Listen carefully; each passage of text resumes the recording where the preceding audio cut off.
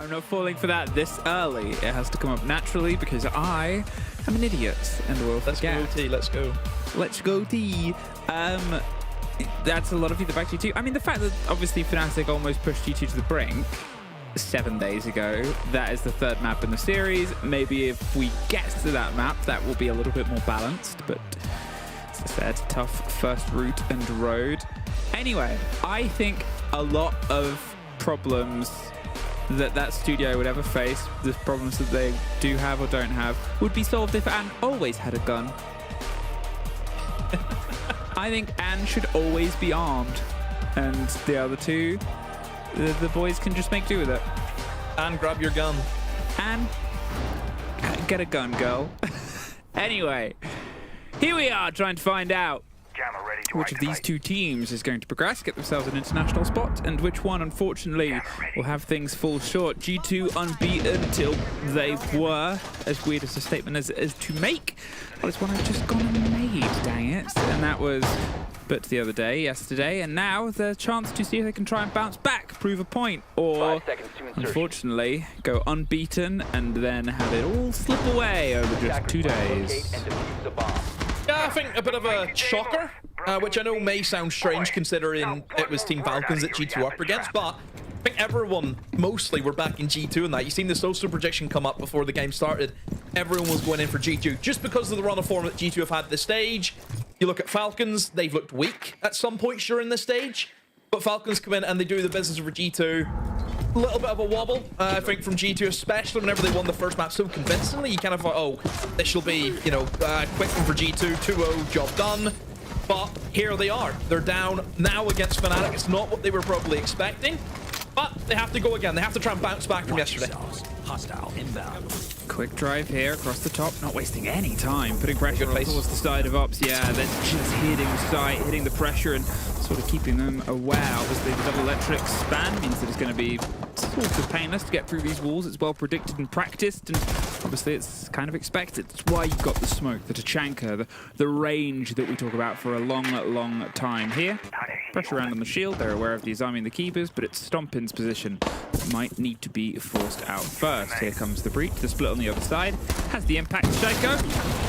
Oh, and it's not going to work. Dead shot predicted, practiced. Citizen finds Doki.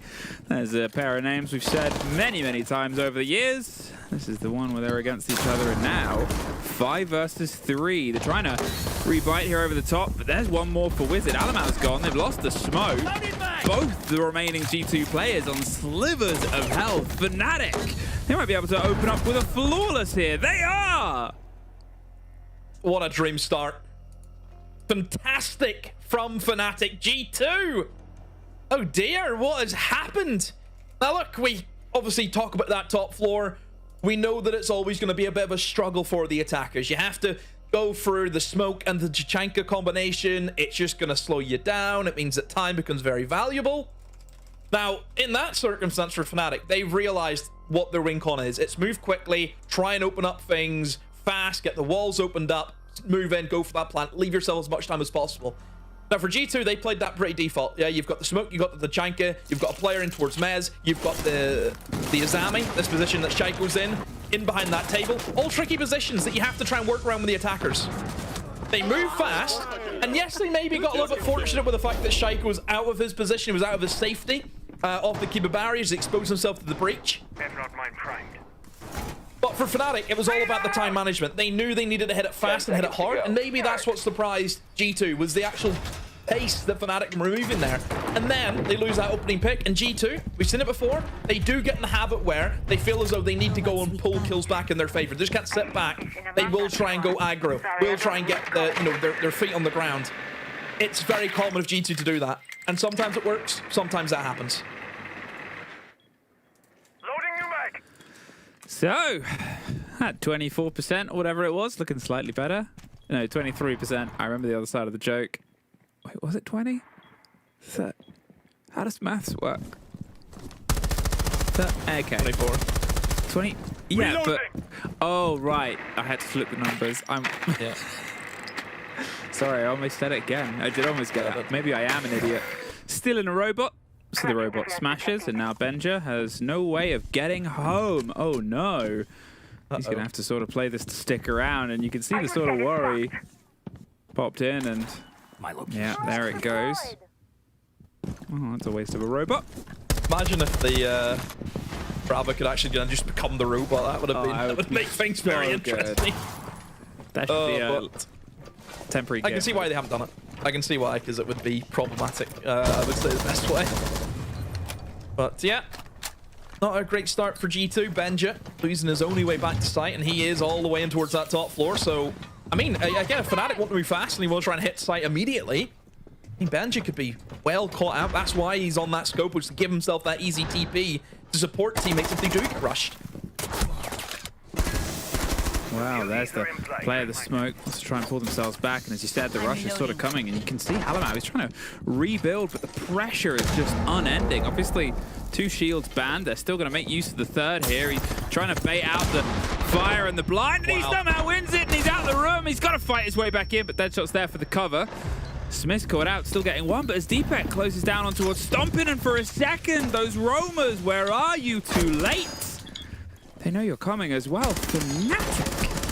Absolutely brilliant start, but Doki might be that terrifying end. Gets 2.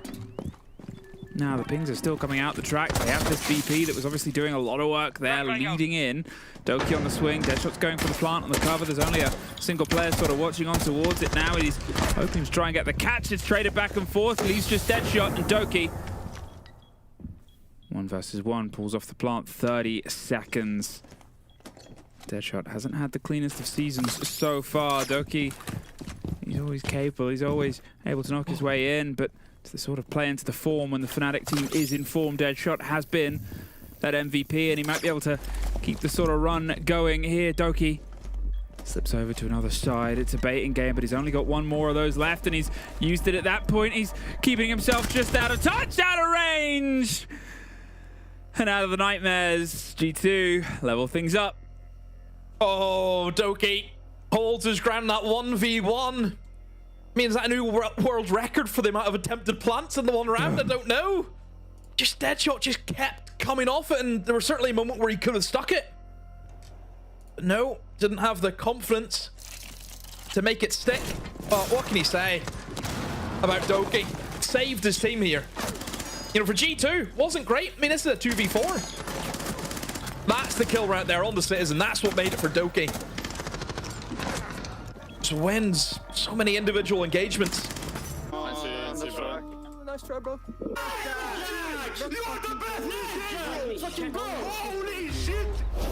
Oh, 2 very different. I was gonna say, slightly different vibes across the pair. That's like the bus. One's looking out the happy window, other one towards the sad. And we're just driving. Yeah, I mean, that was... It was an intense end, but I love the pace Fnatic are applying in this game. Oh, yeah. So good. I mean, that's a very Fnatic-esque round. How many times do we see them get into those situations and they just can't get over the line? That's always been a kind of sticker that has just been slapped onto Fnatic. It's, you know, closing out rounds that they should be closing out, struggled with it, and it's happened to them again. But for G2, I don't think their kind of first half of the round has went their way both times. Certainly Fnatic has dominated in the early game. We'll see what G2 can do as they head back upstairs. This is the bottom site where Fnatic made it look pretty easy. Sophia from below to remove strong position in towards tables.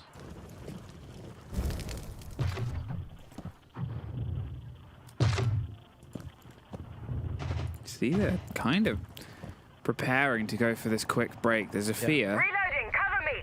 Just wants the sort of clarity that Smith probably is going to drive on. You can see there. The Blitz getting themselves ready on the swing on the door. They have guns over the shoulder. They want to try and shock and awe them and just force the player to maybe overextend as the floor opens up. There's nobody directly competing for their ground here as well. There's the break, there's the pop, and there's the player. Gone and removed. Ooh, Deadshot in the meantime suffers a bit of damage. Shaco pulls their way out. Really worried there of the approach. Maybe that was to try and stop the shield. Maybe that was to try and stop any of the hard breach going off on the wall itself. But it connects. That's 2 for 2. Deadshot's done that on Shaco. Oh, he has sacrificed himself once again on this top floor. Oh, and Fnatic just turning on the burners once more in this bomb site. In goes the blitz. Smith's leading the charge. A lot of traps, so he has to be careful of that. Razor Bloom will slow him down. Amble the smoke, but doesn't matter. His teammates cleaning up house. 2 players remaining, Alamau and Benja. It's just going to be the 1 player remaining, Alamau, and the 1v5. Not another flawless. Surely not here for Fnatic. They're electric on this top floor. Alamau's going to try and just wait and hope that he goes unknown, but even if he gets 1 kill, surely they're going to know. And there's 1, and they should come off the plant. And yeah, here comes the blitz, and no chance for Alamau. Too easy for Fnatic again.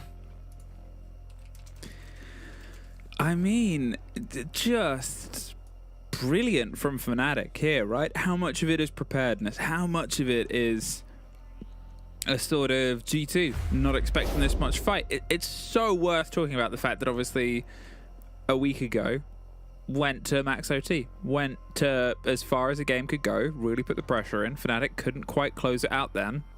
Now here, where it matters the most, Fnatic have looked sharper and sharper. Fnatic obviously were able to sort of sit back and watch yesterday, pick up, learn lessons, and then here, on the other side of it, G2, all that energy from the season, that pressure that they thought they'd alleviated by playing brilliantly. I mean, yeah, it's just... Yeah, Shaiko needs to know better. It's been caught out twice like that now. Especially in the position that he plays. I mean, that's a tricky one. You need nades. Yes, I think if they... Let's see what they banned. What do you want to ban? He's just having a good time. He's just here. Loving it. What I really like about Fnatic and the style of siege that they're playing here in Lair is I'm seeing multiple 3-2-1 moments. Yeah. Throughout different parts of the round. You know, you look at that top floor. The tables, they waited. They had Sophia below. They had the blitz on the door. 3, 2, 1, go. You've taken that ground. They wait. Next one is going to be taken in towards Mez. 3, 2, 1, go. And then finally, setting up, gearing for the plant. 3, 2, 1, go. They're working together as a unit. There's no individuals that are being caught out. There's nobody straying behind. Everyone is moving with a purpose from Fnatic.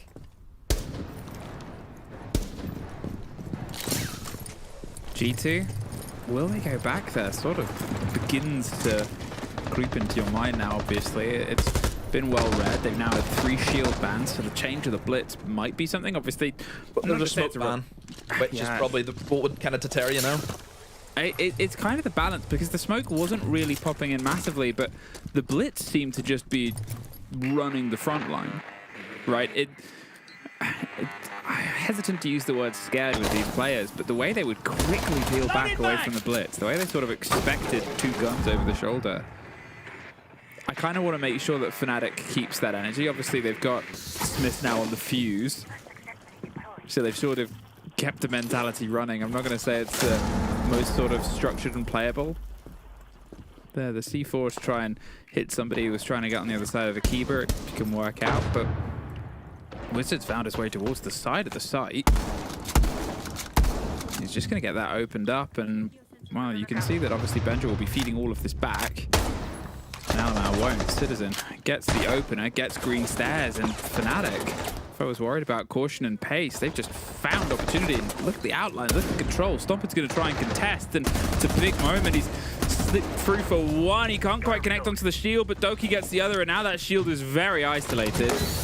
Can't quite hop their way out, covering with a smoke canister. Instead, going out for the rappel kill, but he can't connect it. And in the meantime, Doki goes down. They're worried about slipping their way back in. They know the press is going to come around the other side. They're buying time so the player above could get back up. It's a good bit of attention drive, and he drives his way out of there. He's still thirsting for more. Stompin. The fact that he's drawn all this attention, aggro like a tank.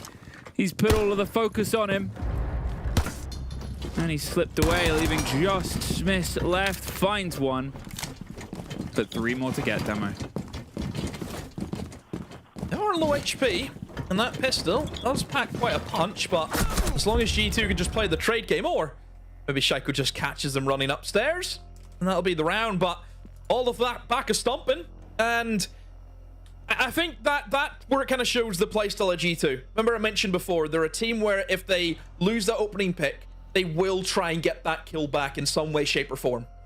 They lose Alamau in the 4v5, and what do? They say, okay, let's target these players in towards green. Banjo was obviously in the most kind of danger position because he's in the middle of the bomb site. Walls are being opened up around him. If he dies, you lose the site player, and we all know what happens then. Teammates start getting a little bit panicky because nobody's in the site. They could just kind of rush in and can't really do much to stop that. So they have to go aggressive, and that's what Stockman does. Catches them just as Fnatic are getting kind of set up for their next 3-2-1. He's in, creating issues. That shot on the dead shot is disgusting, by the way. Probably should have killed the guy in the rappel as well, don't forget, but he made up for that. That's fucking good, Zach. Holy shit, bro. But it was huge. As Carl said, it's huge from Zach. There was the element, as I said, you know, you could obviously, you had the player down above, you had Doki was down, they were trying to get the recovery onto the man. Him staying outside just long enough for them to get the pick up and then using that moment to rotate back in. I love the diversion tactics. I love the look at me. I love that sort of hero moment, you could say, of, and then getting a kill, getting out of there. He was, you know, everything you could need. Back down towards the basement. This one started obviously with a lot of Fnatic control. They sort of got themselves into, I think it was a 4 versus 2 situation. Doki picks up a double and then obviously wins the 1v1 eventually as well. It's that sort of tread that G2 need to be aware of, that Fnatic have still kept a very pacey game. They've really been pedal to the metal in here. Eyes on towards Warehouse and, well, maybe a little bit direct. First time we haven't really got a shield, and I guess we'll see if this is something that works in towards their favor or not. The Glaz instead, a big sort of change, you could say, in the role that Smith is playing this round. Yeah, I think the important thing as well to remember for Fnatic, they still got the defense to come. You know, that's their preferred side. That's where they've had a better time in their layer games. But it's not to say that their attacks aren't great either. I think they're putting on a really good display here at the moment. This could be a very important round if Fnatic want to just keep that lead that they, of course, established. And let's see this direct take coming in for the horizontal side, and we'll see if Fnatic can make things move. Smith doesn't have the shield, but he still has a very strong operator in the form of the Glaz. Trade it back, though. Benjit able to take down Citizen. We got a fight here. Doki up against Wizard. Actually, Benja, never mind. It's Benja. He's up against Wizard. Nate goes in. Maybe he pulls out the shotgun.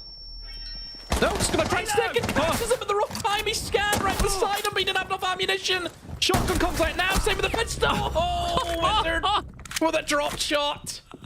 Oh, what a scrappy engagement. A trade. Or 2. Is it 2 for Wizard? Maybe. Well, now Deepak's been able to get a kill onto the site, and they know that Doki's above. It's a 3 versus 1 down there. Nope, make that a 3 versus nobody. Now they can just get this plant secured. Solace doing their best. Obviously, that big engagement above was a drive, but so is that. Fnatic, they've been able to take one of the sites they lost. They've got 3 rounds now, Demo. Yeah, it's looking good for Fnatic. Again, very straight to the point here for Fnatic. I don't think they're pulling any punches in terms of the takes that they're going for. It's all direct. That time, I think they just add it in, having a Soul Snake upstairs to deal with rumors by himself. And I suppose that is a difficult job, I think, for Wizard, knowing that it's you and you only. Nobody's going to be with you for trades. A lot of pressure. You have to win your individual engagement. Sometimes you have to win 1v2s. Watch yourselves. But he done enough here. Was able to find one of the roamers that then dragged Doki out of position. And the rest of his team just kept playing direct. I mean, Smith led the charge initially with the Glaz. Oh, come on, boys. Not bad. Let's go to the last one. And yeah, there's very, very solid. Attackers have located You know, the bomb. you kind of look at the lineup as well that G2 are bringing. And I kind of look at it and think, you know, a Goya wouldn't go amiss here. Of how direct as well they've been playing in that basement. 10 seconds left. No, I think it's a great shout. I think, obviously, we always get the benefit of being like, we can see how they're approaching. We can see that it's very direct. We can see that it's sort of...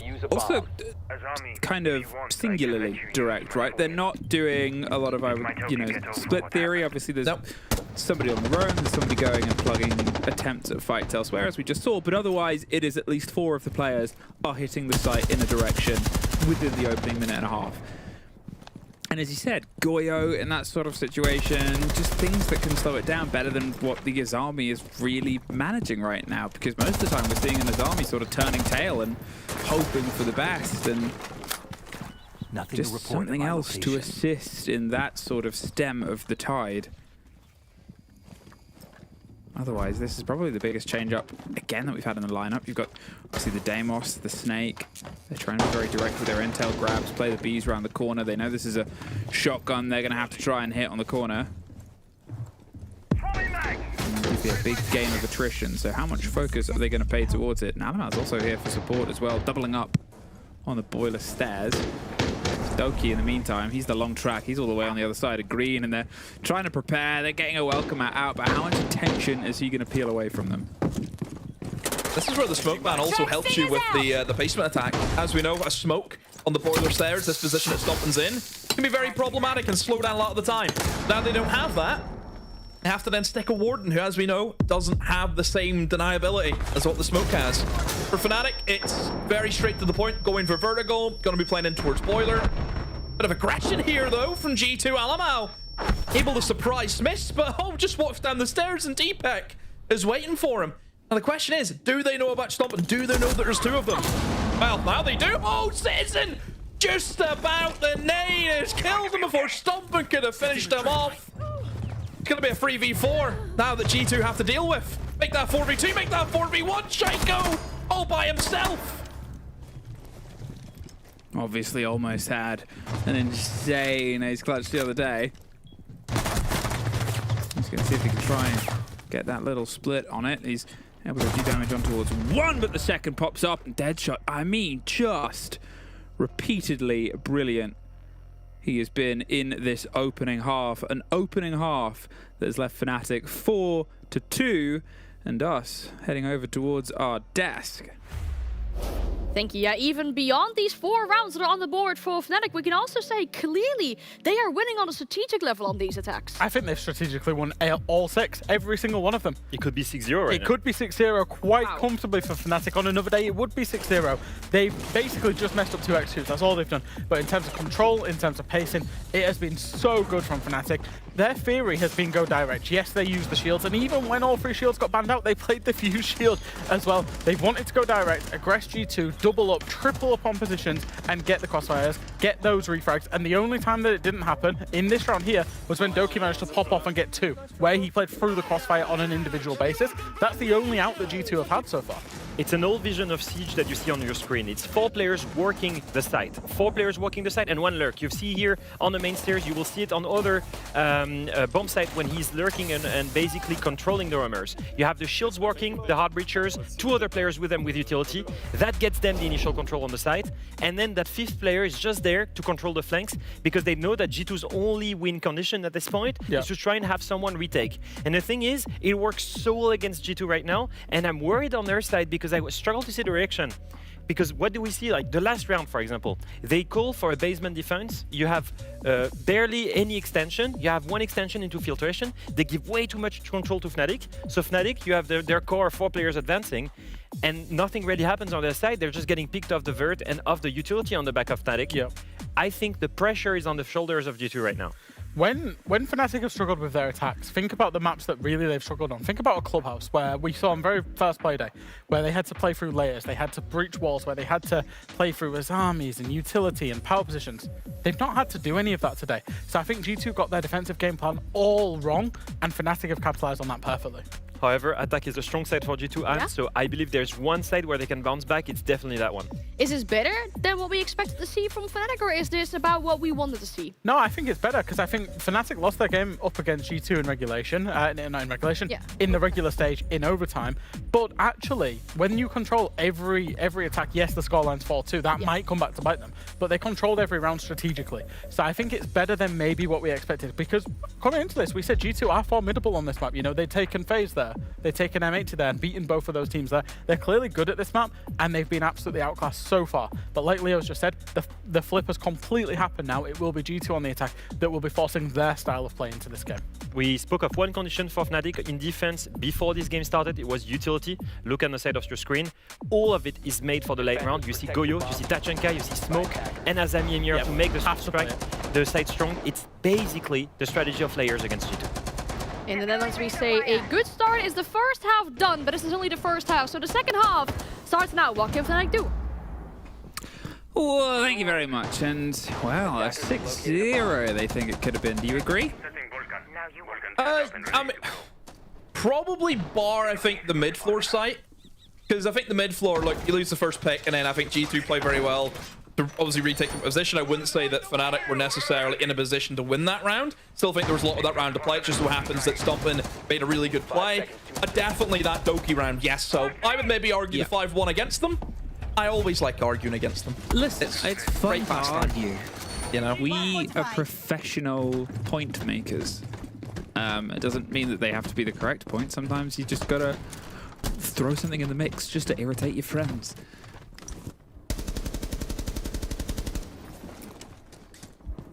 right. G2. Uphill. A lot of work to be done. Yeah. Quite right. As you've said, uphill. Hope they've got the hiking boots on, because they're going to need it. I look at the Fnatic lineup. Again, it plays more into that minigame theory. The way that the desk were talking, maybe this is the approach that G2 should have taken up, where you're adding in things like the Mira on top of a breach. You have to play around that. Goyo, which was just not in the arsenal for G2 at all, which was very surprising. We know the damage this operator can do in the late game, and also for the early game for stemming the kind of first 3-2-1 in towards Mez. So you will get a lot of benefit from it.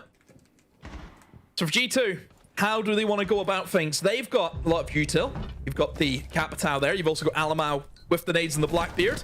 Doki will draw first blood. Takes down Wizard. The Azami gone. Double smokes tossed outside back for him. And the smoke also goes with them as he gets picked off by Benja.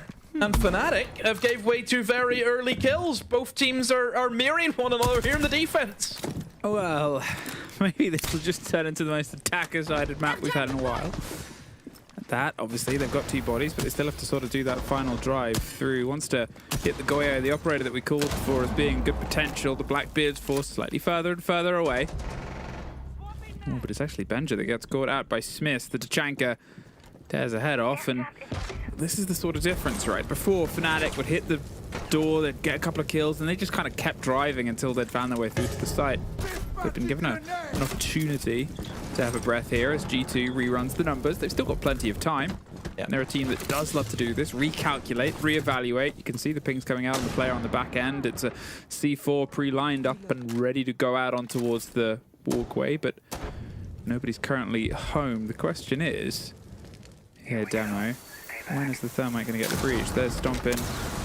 There's a bit of destruction, but it doesn't quite stop it by the sounds of it, assuming they were attempting it for the correct play. Yeah, I like this from Shaiko using extra man. Means that somebody has to watch him. Somebody has to get dragged out of position here from Fnatic.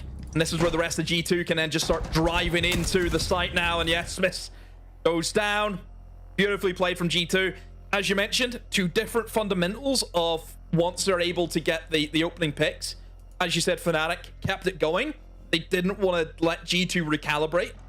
For G2, yes, you've allowed Fnatic to recalibrate, but G2 themselves have also did that. G2 themselves knew they have a lot of time. They can use that extra man that they've gained in the opening half, and they used it beautifully. You play Shaiko by himself, dragging players out. Rest of the team moves forward. You have Alama with that shield still alive. He can charge in. He can call out his positions, get the information. Yeah, there's no problems there for G2. So, attacker lair? Maybe. Could happen.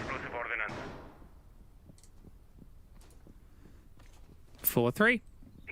4-3, and Fnatic, their lead has gotten slightly thinner. As we said, maybe we'll just never see that top floor again here. Instead, we'll get ourselves rotating around on towards the basement. It could just be one of those sort of splits of you know, days where things go away from them. I think obviously Deadshot being the drive that he was in that opening half says sort of a lot of if he starts to slow down, what happens to the rest of the team. They did great team dynamics, but when you have your sort of top fragging to that degree, well, it can change things. In the meantime, Ducky's starting to get some activation on the side of it. And, well, it's always sort of the waiting game with G2, both for the players and the fans themselves, I think, of, well, when are we going to get activation? Alamal's had one of the best seasons he's ever had. It would be a shame if now, today and yesterday are the days when it sort of stops hitting as hard as it has. His attention on, they've obviously got the man previously mentioned on the Monty. See if they can try and lead their way in on towards the warehouse, and pretty quick work here. There's not been a lot of contest for any of this ground, really. They've sort of handed it over to G2 and now eyes in towards lockers, but it's Benja that actually gets Citizen in the meantime. And oh no, are these alarm sounds? Do we need Fnatic to rotate back a bit quicker here, Demo? Benja's just been able to, I assume, walk in through supply, and now he's causing a whole lot of issues for Fnatic. Benja with 2, he will get finished off by Deadshot, but I think the damage has been done. The site has been severely weakened. Look how early that the Goyers have had to be popped. He's tossing out smoke canisters, and there's still 2 minutes to play. This is not a great start here from Fnatic. And once again, G2, they have an extra man that they can utilize, and it looks to be stomping upstairs by himself. And he's going to find Deadshot. Yeah, G2 are using the numbers game really well so far in their attacks. I mean, that's sort of it, right? A minute 30. Deepek's going to go above to see if he can try and potentially trade out this man. He's got 1 smoke canister left, and instead, no, he's changed his mind. You've got Wizard that's under pressure above. Wizard was able to pull off, you know, a couple of big moments in this exact position when he was on attack. He was able to get a double kill and sort of drive the fate of the round. And here, they sort of trusted him to stay there. Instead, G2 floods the back of the site. They know roughly where Wizard is. They don't need to contest with him and can try and get this plant secured. You've got the Monty. He'll have the shield on his back. He'll be tough to pull apart. And, well, now there's also loads of people looking towards the exact hatch you wanted to hit on the drop. This should confidently be a G2 round. It's just down to seeing if Wizard can get anyone for the trouble. And for the statistics, going to hop the way around to the back. He's being actively called as well, but he won't even be able to get to answer it. Simple stuff for G2. Again, they're hitting that opening hard. They're able to, again, walk away with 2 kills. Yes, they may lose one in the process. Benja has just somehow found a gap. Nothing on supply. Maybe the Fenrir had been destroyed. Maybe the Fenrir wasn't even on. And once you let Benja kind of be a fox in the chicken house, that's what happens. And then for G2, they just slow it down. You know, you have the shield.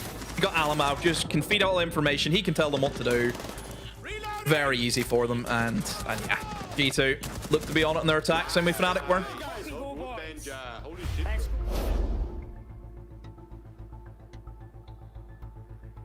So, there has been a bit of a running theme, I think, as a comment throughout this game, of the energy levels of the 2 teams.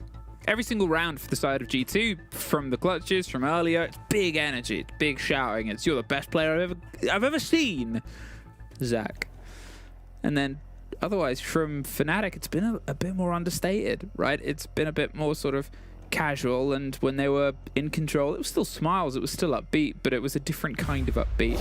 And I think here, those sort of quiet moments get even quieter as your lead of 2, built from hard-working attacks, has unfortunately filtered away from well-tested defenses. Still, there's always chance to grow. On towards the clash, seems to be a bit of the MO, maybe, you know, be a bit more of a front-facing problem that isn't immediately shot in the head. 10 seconds remaining. 5 seconds to insertion. Attackers are heading out to defuse a bomb. I mean, I think for Fnatic, this is the moment where they need to win this round, especially on the back of the timeout. You're not going to get another opportunity in this map to use that. So it's a lot of pressure. You need to win this. If not, GT are going to just have the kind of run-of-the-mill, knowing that they've broke you on, once again, that same top floor site. It's going to be a kind of danger zone again, same where it was for G2. Just don't go to the site. Not great for you. Oh yeah, a lot of pressure now for Fnatic. think for G2 though, I don't think a clash should be that much of an issue whenever you have been running Nomad every single round on your attack. So Shaiko's just going to get more benefit out of this pick, going to get more value. I mean, as long as he can rotate safely. Oh dear. That's the exact same engagement Benja opening pick on the Citizen. Well, with that, the first body, with that, maybe the thread of problems starts to unravel. You can see just caught peering out the bathroom window. Smith is under a bit of pressure from Doki, but easy enough to move away. The Flores might be that sort of easy removal of gadgetry, right? We've seen a lot of, you know, Gueo canisters being used. You've got the Keybers, you've got the drive of a clash. Flores is always going to be useful in forcing some of those, as well as quietly and distantly removing things like barbed wire. G2, as you've said it before, they've been excellent at sort of calculating the man advantage and then working with it. Get in, use the opportunity, get rid of the barbed wire, go back out. Rejoining it, there's obviously got 2 players watching on towards this window, and Fnatic need to sort of do this game, right? Close down on the man advantage. See if you can try and hit them. Get one slightly further ahead, and oh, it's a delicate fight here. You can see Benja's coming in to offer some support, but at this point they'll feel their way away and get rid of a bit of utility and removal. There's also now just this consistent sort of rebuttal from positions here. Smoke the door, try and get Benja in. Again, plants. It's something that G2 needs to start thinking about, as that timer is just down to 30 seconds. And look at this position Smith is in, and there's no nades. So this is going to be quite a power position now that Smith can just sit behind and hope he can find a lot of kills. There's one, but very quickly traded by Shaiko. Deepek is going to use another smoke, still has 1 remaining. Wizard going to try and double up with him and win the engagement, but no, Shaiko is just better than Alamal with the finishing blow. G2 with another attack under their belt. That top floor today for both sides. Do not defend it. 4 times we've seen that top floor be played, and 4 times it's been won by the attack. That is now G2 in the lead with 3 attacks in a row. And Demo, yeah, the worrying statistic on the side of that, only 3 players lost across those rounds. They have really just wrested control of the back half of this game, and barely any of them have felt that sort of siren song of mortality. I'm not going to say the wheels have sort of come off of Fnatic. They've still got a decent drive on them. It's just apparently the wheels got put back on G2.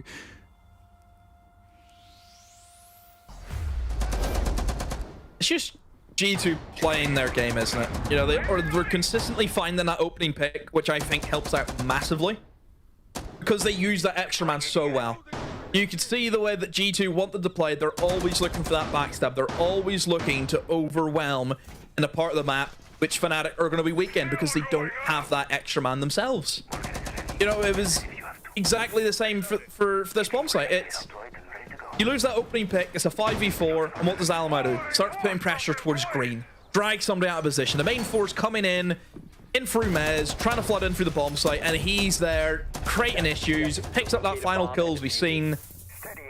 G2 are using that extra man so well. Whereas really, for Fnatic, you know, like we make the comparisons, they're just very direct, straight to the point. Yes, they maybe had Wizard just off, playing by himself, but he's there to hunt roamers. You know, he's not really there attacking and then goes to the big rotate.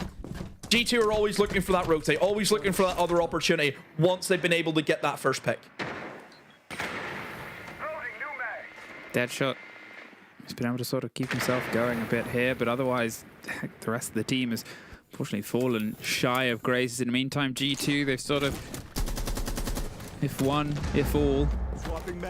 I think the only person who came into this half that was positive was Doki. Now, obviously, Shaiko and Stompin have clawed their way back there. Benja and Alamau not a million miles away. That sort of tip, that balance, that scale shifting. You can see the Deimos threading and treading their way underneath. We're obviously back towards the top, and finally they find an opening kill. The first one in about 5 rounds as well. And we've complemented, obviously, both Doki and the sort of man advantage game that we've had G2 put forward. So it'll be that idea now of where can the change come together? The preemptive smoke, maybe a bit of fear, maybe just heard Alamau on the split. They need to make sure that whatever next engagement comes isn't one that gives G2 a pick. They've sent somebody underneath. All the compliments paid about how G2 has played the man advantage game, and now we get to see the adaptations of Fnatic's defense with the man advantage. Yeah, for G2, still looking to try and gain way in towards Bathroom, which they have as that wall's been reinforced towards Mez. But that Mez player in combination with the person in towards Art is a bit of a nasty crossfire for Alamau to deal with, but has been able just to almost show himself, and it's made them run away. Still, it's this player in towards Mez. That is what's going to really hinder G2 here. So, Deadshot, if he can stay alive and just keep being that menace, he can undoubtedly just stop G2 in their tracks. Deadshot gets Shaiko. And they've almost been able to level the total amount of kills they've got over the previous 3 rounds. Now they have, as they put themselves to the 5 versus 2. There's another. It's not really quite a flawless round, but a shield surrounded with 30 seconds, and they're setting him on fire. Still 19 of those launchers could cover both doors for the rest of the round, but instead he's been able to slip his way out, and he's going to try and find a close fight, but Wizard has the distance. Not done yet, Fnatic. They're able to find their first defense after 4 on a site that they've lost twice. But now, do they go back to the other one that they've lost, Lab, or do they try and cycle somewhere new? Well, I will say, finally the top floor's been defended. It took us a bit of time to get us there. And G2 lose opening pick. I think that is a big difference. I think whenever they kind of lost Doki, who obviously is the Deimos, very important operator, or that mezzanine clear, you track the player on the stairs, you nade him out. Easy pickings, typically, for the Deimos. You lose him, how do you get through Mez? Really, the only thing that they had was, 1, try and get the shield pushed in, but it's difficult against the smoke. Or 2, you try and use the capital, but then you're dumping that utility that you would love to have, maybe for the site execute. So I think it was tricky for G2 to kind of think about what they wanted to go for. Obviously, a lot of attention in towards Bathroom. I just think they were hoping that Fnatic were going to give them a pick as they went into Bathroom, hoping for the challenge. But I think Fnatic realized in the win con, they've got the man advantage. They've still got a lot of plant denial. They've got the Tachanka. They've still got the smoke. You've got the Goyo scattered around. So Fnatic didn't really have to move. They didn't have to do anything. I mean, we've seen Deadshot just as happy to sit in mezzanine. No, he can control the round. And he did that. So overall from Fnatic, not all, they're not biting into the trap that G2 laid for them.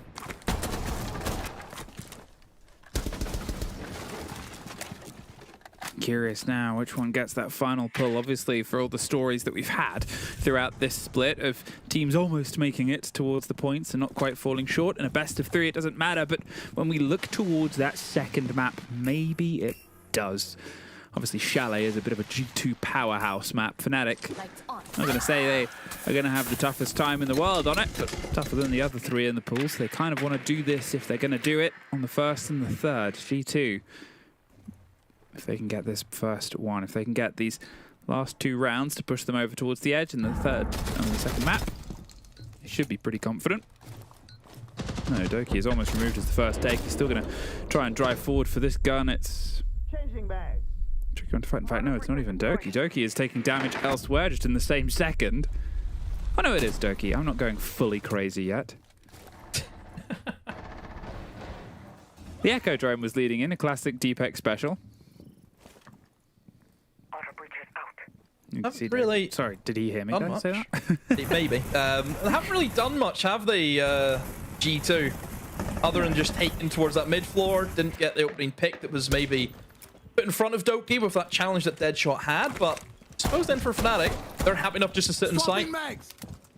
They've got the Echo, got the Goyo.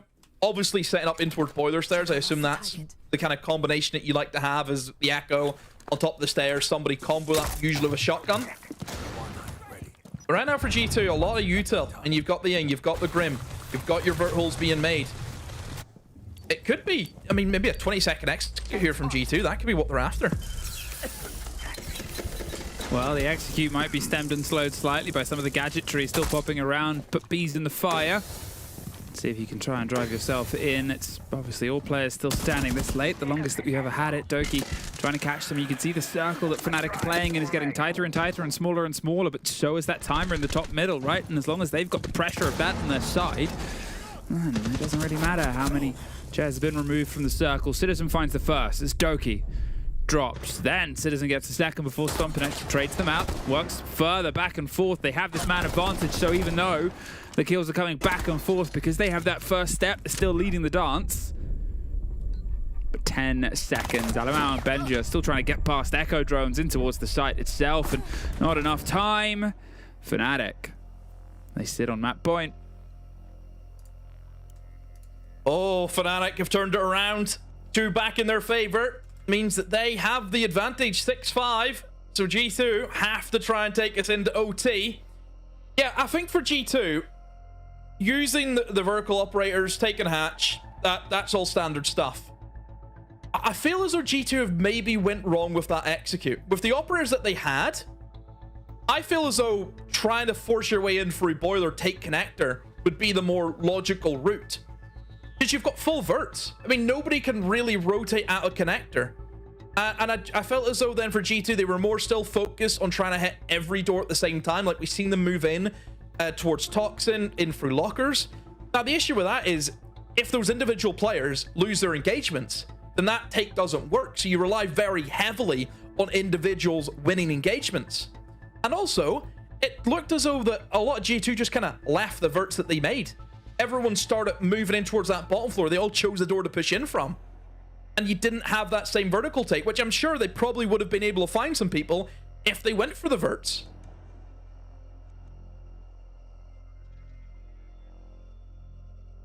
From everything that they've been able to build back in G2, you might see it toppled away. As I said before, it's a best of 3 series. And, you know, selfishly, if we get towards the end of it, then we get that rematch map that went pretty much all the way back then. So who's to say it won't go the same again? But G2 fans probably hoping they don't go all the way there. Because, well, imagine being a G2 fan and having an unbeaten run and then having it slip away over the course of 2 days. How would that feel, Demo? I mean... How would you feel? I'm gonna put it back on you. Not great, I think. Not great. G2. They're still only 1 round away, pushes back in towards a best of 3. A very interesting statistic might just be who is going to be leading on their attack or defense on the side of overtime, because, well, it's been a very attacker-sided map. Both teams have seemed excellent on their drive through. Obviously, Fnatic could lock it up here, and then, well, they were better on the map. They were able to get an even half, but that here is a bit of a surprise. G2, they've pushed them on towards their tertiary site. They've pushed them into this position, and they've just got to see if they can get some netted rewards for pushing the opponents around a bit. The shield's driving its way down the back line of the second story. They've obviously already got the bunks breach open, so eyes in towards the site itself, but well, it's Benja actually doing a bit of a cleared sprint, making sure they aren't watched as they're going for that vertical control here. Slow and steady at the moment here for G2. Try and get the wall opened in towards site, and they will do so. Call the Thermite over. You can see that everyone from Fnatic is upstairs. Typically, you would find 1 player in the bomb site just to stop any immediate rush, and again, it's the position that then the attackers have to go for and clear. But to have a full 5-man upstairs, somebody from G2 can find their way in. It could cause issues, but then again, whenever they have ripped open every possible bit of the floor, you don't have to worry about it. In goes the sense, but Deadshot, look at the operator he's on the Solus. I mean, he should be able to see that that's a blitz. I mean, it could be a nuke as well, but I don't think you're expecting the nuke. It's sort of the play around the game, right? You know that they're sort of rolling the gadgets out. They're trying to get this formation of a plan. There go the smokes to cover the verticalities. They're still just setting fire and smokes and everything. It's a dump of utility versus a dump of utility, but ultimately that is going to work in the defender's favor because, well, all the land that they have right now is one that needs utility to dump in. If you're not going to take the fight to them and above them, there's the slip through. They have the blind and the cover. There's the chance at the plant. The fire is too late because it's being watched from the verticality. Beautiful stomp in. Gets a couple. Now they do stop the plant, though. There was a Goyo canister buried inside, a 4 versus 2, and they're still waiting for that to clear. There goes a triple for Stompin. And you can see Citizens had to drop round the back. Gets one. Shaiko almost dies, recollecting the kit, but won't. Stop. We have an overtime. I mean, what was that? Stompin has killed 3 people through the verts.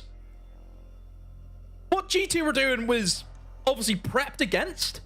Because 1, a Goyo canister in the bunk bed. You never see that. So perfectly prepped for the side of Fnatic to play against the plant position that G2 want to go for, which did work. The Goyo canister went off because an impact was tossed out. Doki died. But Stompin just killed 3 people through the verts.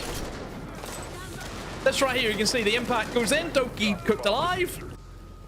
But it just comes to the one guy. I wish we would see the POV as well as Stompin.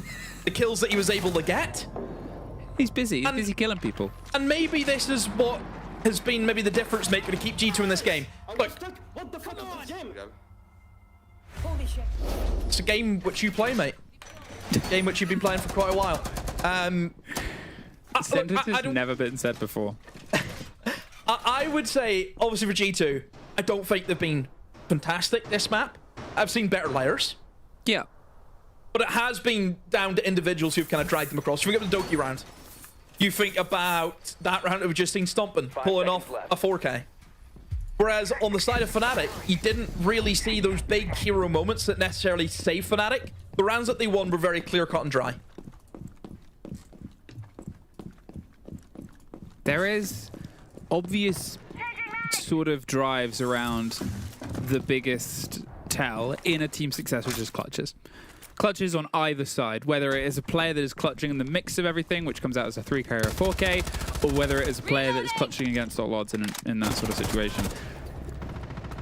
Oh, goodbye Deadshot. The fact that 2 of the rounds, Stompin with a 4K and Doki with a 4K, have been where they're on the back foot, whereas if you look towards Fnatic's, Wizard had a 3K and Deadshot had a 3K. Those rounds happened where pretty much the entirety of Fnatic was still alive. They were driving the momentum. And there's that sort of difference between when popping off is occurring and the first person to be popped off is unfortunately one of those players, Deadshot. Great day at the office, but all of it comes down to how it's measured in the final sort of innings. And here they lose their man who can sort of see through the mystery and clear the air. Deathmark on the way.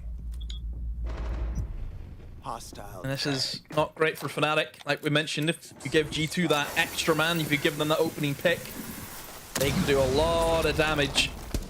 And right now for G2, they are in the perfect position. They've got themselves in towards tables with, again, no real issues. They've been able to take Bathroom and in towards Mez, as nobody's playing in that position since they lost Headshot.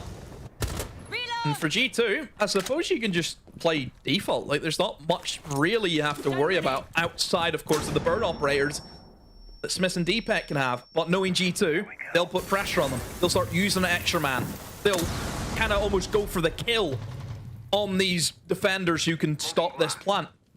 So I do expect G2 to still try and drive in and find these picks. That's exactly where you've said that they've been at their best before, and as he goes hunting and reverse fishing, he's going to do some damage towards the Tachanka, and most importantly, it's the Tachanka, right? It's this big crotch player in the final throws, knocked towards the board, looking for the follow-through fight, but nothing can be done as Doki prepares for a fight elsewhere, but in the meantime, Stompin is clearing his way across the top. There goes the smoke in a foul second. Both of those storied heroes and champions of delaying a plant are gone, but it means in the meantime, Wizard and Fnatic, Citizen, they're going to be the ones that have to try and be Fnatic saving grace as they get themselves to a 2 versus 1. Doki leveled it up, these two. If we're talking stories and picture books, we're looking at one of the longest serving pairs of all time. They have a keen awareness, obviously, on where each other is because of the Deimos track. They're doing the dive all the way across. Doki's going to hold the plant. Which way? Western Man is the swing round. He's going to see if he can try and pop on towards the fight, but it's Doki that wins it out.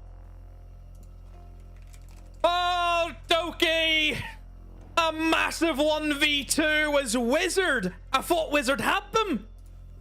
Yazami, that man right there, played a massive to give his team a chance. And it was a 1v1 against two players who will see each other for their own national team in November. And it's Doki who gets the upper hand. A stressful round for us and the viewers. I can only imagine the stress of that round for the players.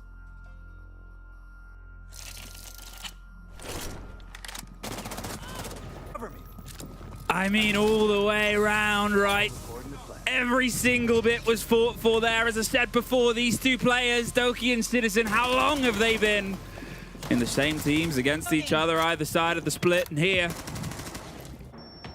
God, Fnatic, they did such a good job at trying to build themselves back in. Wizard with a bit of magic of his own. But Doki was that screaming end of it all. I think Shaiko did more of the screaming there. Oh, what a game. What a game. G2. They've now got 2 in a row there on match point. And, oh no. Don't know about this. We're now on the G2 defensive half. It's been a while since we were here. And look at the bomb site which they've chosen. The one bomb site which they did not defend in their first half, they've chosen it as their overtime defensive site.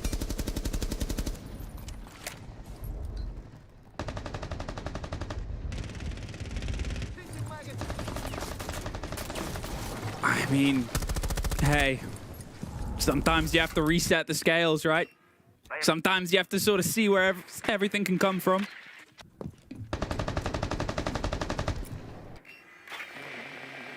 At this, everything Fnatic has sort of built towards, everything that Fnatic has tried to make come true. The tips on towards the scales.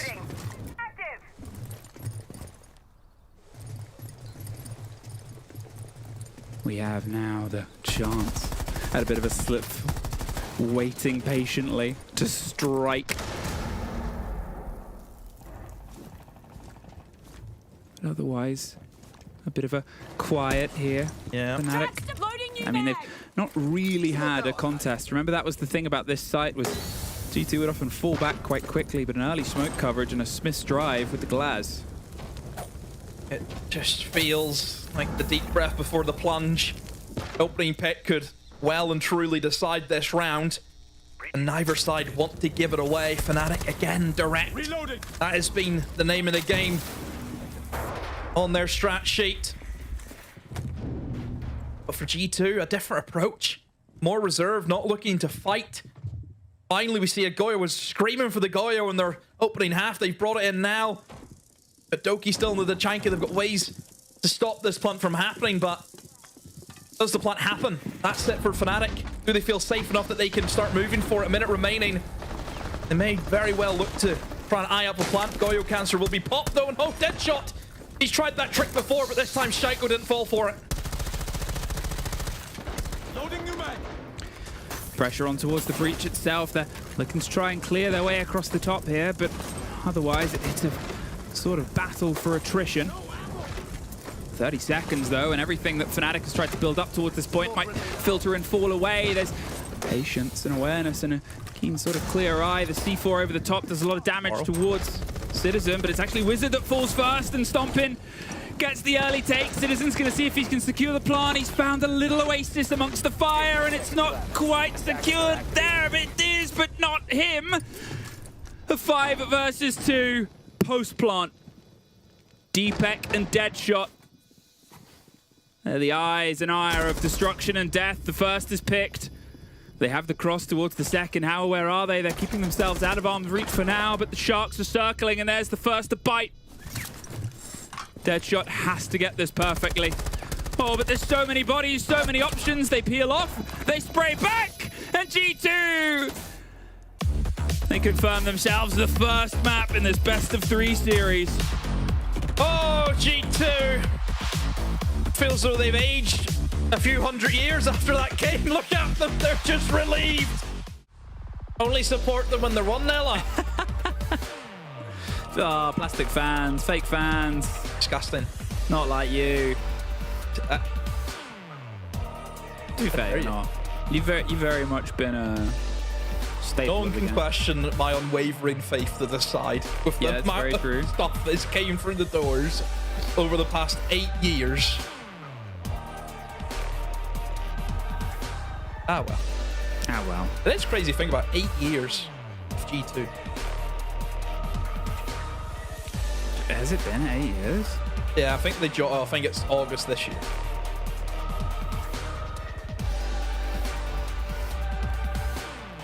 Pretty crazy. Time flies when you're doing certain things. Enjoying yourself. Also known as having fun. Being pursued by bears. Time goes really quick, man.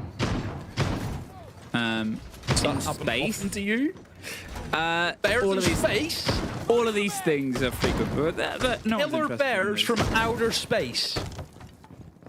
No one's interested in those stories. Instead, we're here for Rainbow Six Siege.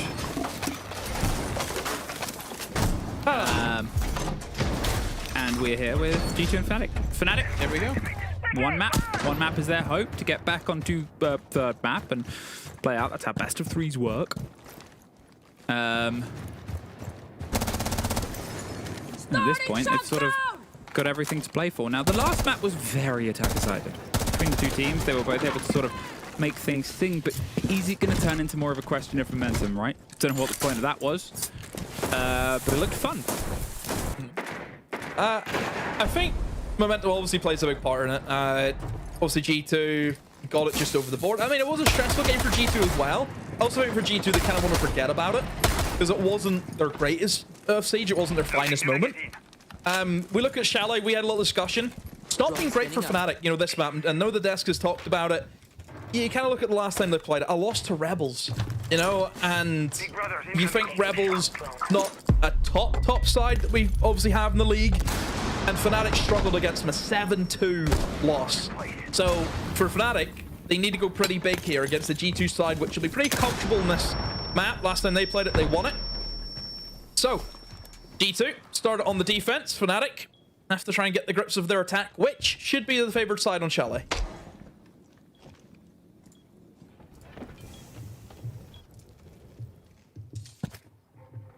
Curious how this first engagement is going to go. Filtering itself, obviously, across the possibilities. Well, there's a quick answer. Alamau finds Wizard. Wins the head of one of the better performing players from Fnatic, caught by the worst performing player in the entire lobby last time. Alamau could not get his sort of ducks in a row. And there, at this point, being able to remember who he was from the season could be something that really changes the MO. Oh, here we go. Fnatic have to try and force that shield in towards that top floor, but G2 are standing strong. Gave away any of the picks as of yet, but Citizen, he just hoping that somebody sticks his hand out, but oh, timing. Oh, it's a nightmare for Deepak. Alamau peaks at the perfect time. Shaiko finds the shield, and this looks to be a false start here from Fnatic. Well, I guess it's as best as you say, a false start.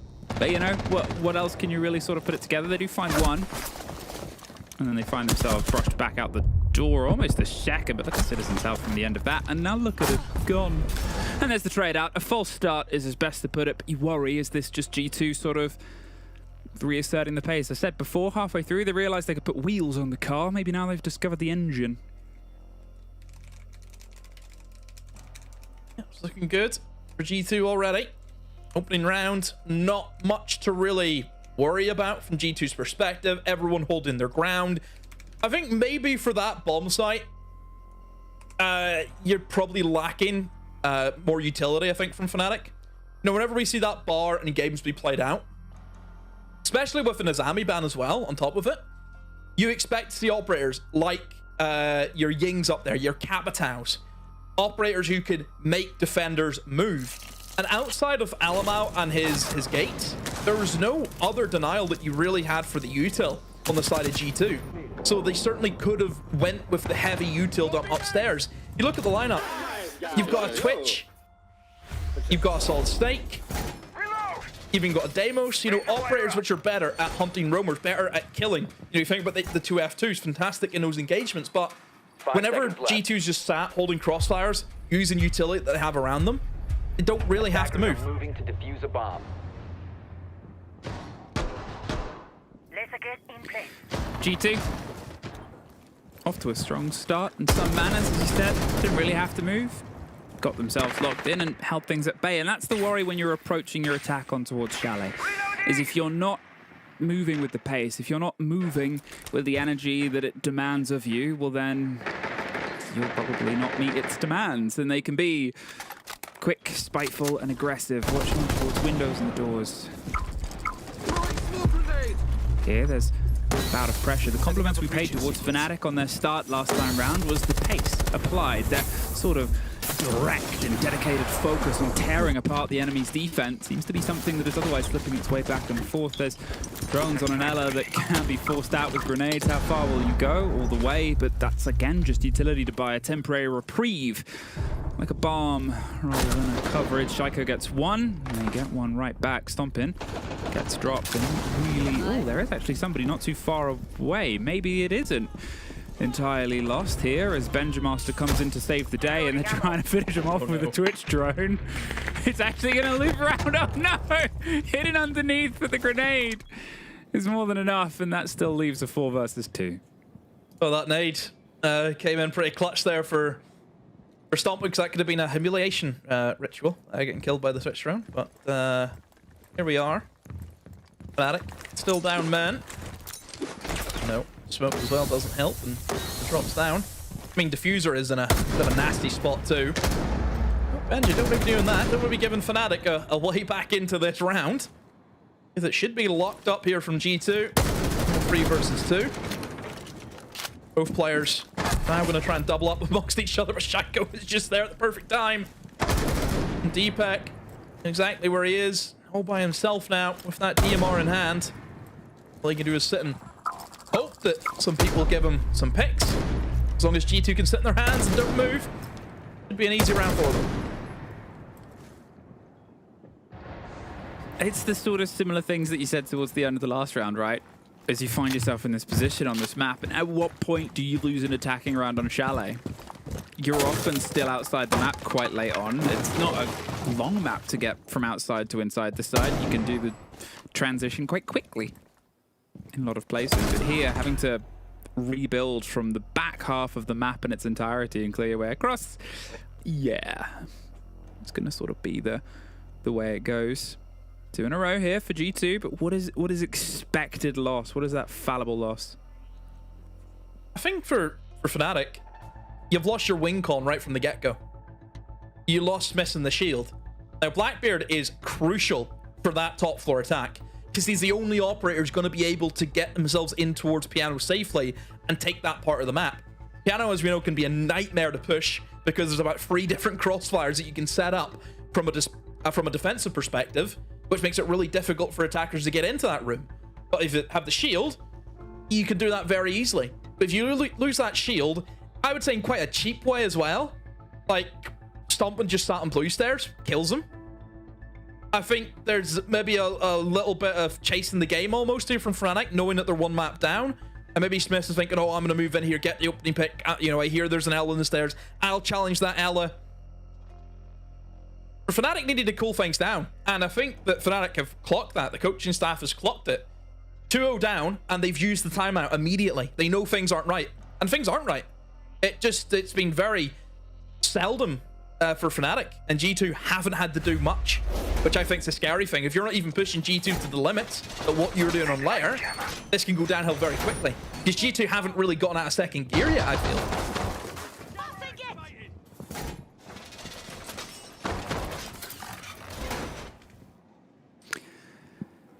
At this, an early timeout could herald the start of a collapse. It becomes that conversation. Now, last time they had their timeout on the previous map, it didn't really lead to any success. Nothing immediate. It built itself towards the end of it, at least got to OT, so maybe they have a bit more time to cook this time round, but otherwise, it's this sort of steady on. And the fact that you've obviously got, well, across, what, 2 rounds, 3 kills? Comes the worry of yesteryear, the sort of concern of the forebearers and foundations that were constructed. I said it before, on the first map, fine, you have a couple of players going big, Doki's getting some clutches, and you're missing out on Alamau and a bit of Shaiko, and here they are. And, well, there is still him, Doki, outside the window. And sort of sets the table. Yeah, same old issues for Fnatic. Here's the opening pick. Has not been a great stat for them. G2, again, haven't really had to do much to get it as well. Wizard 0-3. Not a good start for him at all. Yeah, for Fnatic. Just who's going to step up now? There's another one gone. Deadshot led the charge. He led the line in the game against Lair. You're not really having the same vibes here from Fnatic and Chalet. Who's stepping up to the mark?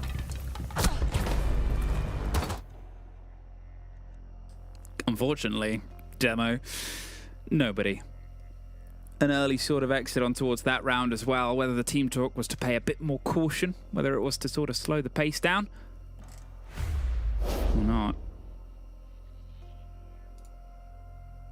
We'll see if the progression is something that is alleviated by the split of either these bands or maybe even the split of the half itself from a very attacker-sided opening map to 3 defenses in a row. G2, but more worrying than anything, it's a cruise control. G2, I think it's fair to say, their pace is very chill. Well, timeout did really... did the timeout make things worse? It looked like it did, because that round was probably the easiest one that they've had. Yeah. Oh, dear. Could be a very quick second map here, the way that G2 are just flowing. Fnatic, pressure's on you. You need to make the move. You are on the attacks here. I mean, look at the lineup. Again, what has really changed to me? It just seems like the same approach. You have a shield, you have some information operators, and that's it. I mean, you don't even have the solid snake now. It's been banned off you. Doesn't look like there's any immediate change in the lineup. What is the game plan here for Fnatic? I mean, 5 seconds to go. it has to be something radically different, right? It almost has to be the Objective is to defuse a bomb. revival of the band from the first map. I remember how well they sort of approached it. And yeah, it's a different sort of approach. The worry is on Chalet, you might get... You can't go direct in this map, really. You have to do a lot of different things. Vertical plays a massive part in this map. Yeah, their caution on their approach and the fact that they have to go for these widths and they can't just drive themselves direct to sight. And then the safety is something that I think is keeping them outside the building even more. There's a fear that gets put under you. And we always knew it was going to be ice skating uphill on this map for them, but you just don't really want them to forget what they're capable of, what got them to this point, because it was pointed out before the series even began, the growth that this team and roster and org has had has been massive. From bottom of the board to contesting to almost taking a map off of the unbeaten G2 during the league itself. Whether they go out here or not, you just wanted to go out on their own terms in a manner. First time they made playoffs. That has not happened before. Deadshot. Finally, bit of success here for Fnatic. They've got the opening pick in this round. Now, can they capitalize on that? Can they keep it moving? I mean, look at the side here from G2. Only one player remains upstairs, and that's going to be Stomping. We've got Shaiko playing on the stairs, and that's really it's a lot of pressure the player in towards top fireplace to make this happen, and I do Death mark fear on as the though way. that a shield is going to visit him momentarily.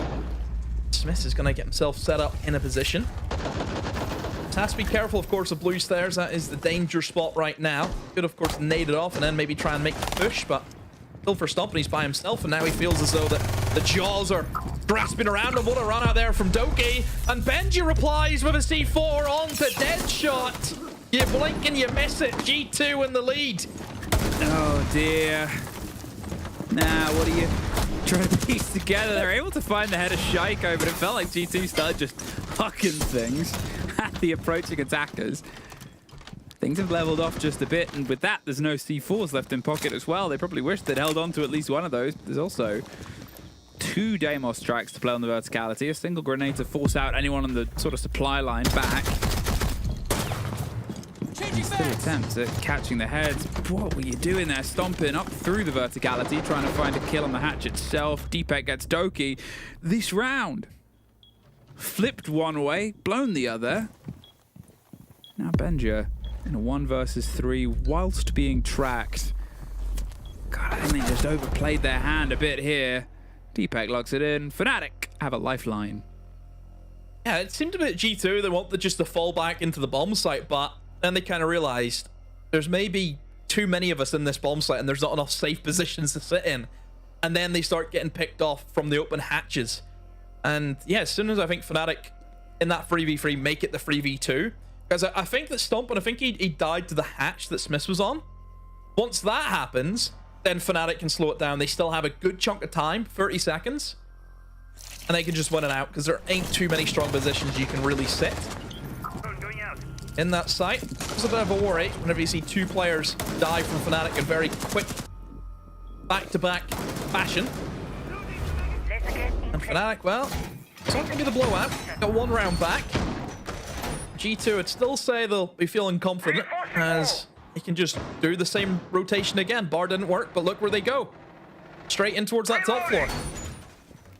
Exactly. They have the sort of stretch, right? They have 10 the seconds ability to left. keep themselves moving, keep themselves going. Now, it's not that they're incapable 5 seconds remaining. of responding. To be fair, when you look towards the previous map and the timeout Fnatic took, it actually only really started to Attackers are cook when they moving out went to back locate to a bomb and site, defuse it. when they went back towards the top floor, and then they're able to get themselves in towards OT with the defenses. So maybe they're sort of preemptive conversations towards the possibility. They're, well, we'll go back here, and when we do, let's do this. We'll go back here. I mean, it's also obviously to break the momentum, but they do have a good active response Launching drone. for things that have otherwise already gone away from them.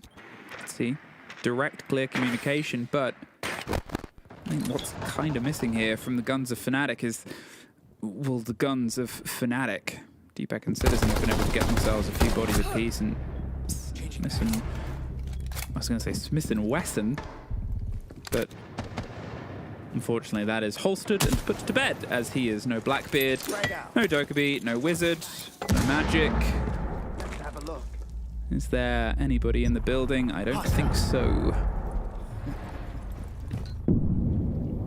He hops. Elamine goes off, exactly where he is, but G2, you know, they have the numbers game, they can just peel back. And these traps are just a nightmare for Fnatic. Trying to find these kills back, and Deadshot just doesn't even know where he is. And we've been here before. Fnatic in the 2v4. Was it the same 2 players as well last time we were on this top floor? I don't know. I think it could have been. They just have to hope that they can find some kills back. Shaiko, he is right beside Citizen. He's holding on to that little bit of a gap in towards the top fireplace stairs. Fenrir trap goes off. Citizen is going to get swung. Goes off again still. Shaiko misses it. Challenge? Oh, and he gets it anyway. He wanted a fair fight. It's like he wants to beat him in equal machinery. He doesn't want to. He doesn't need the gadgetry. It's a gun game. 4-1.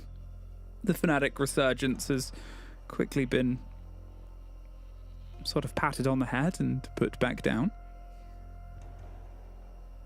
One more round in the half. One more chance for them to get themselves just a little bit extra hope, because the worry is obviously on the split side of it. You suddenly find yourself having to defend against a G2 approach on Chalet. You know, when you're looking towards the grand scheme of how teams have played and where they've sort of been strongest, G2 the second best attacking team in the league.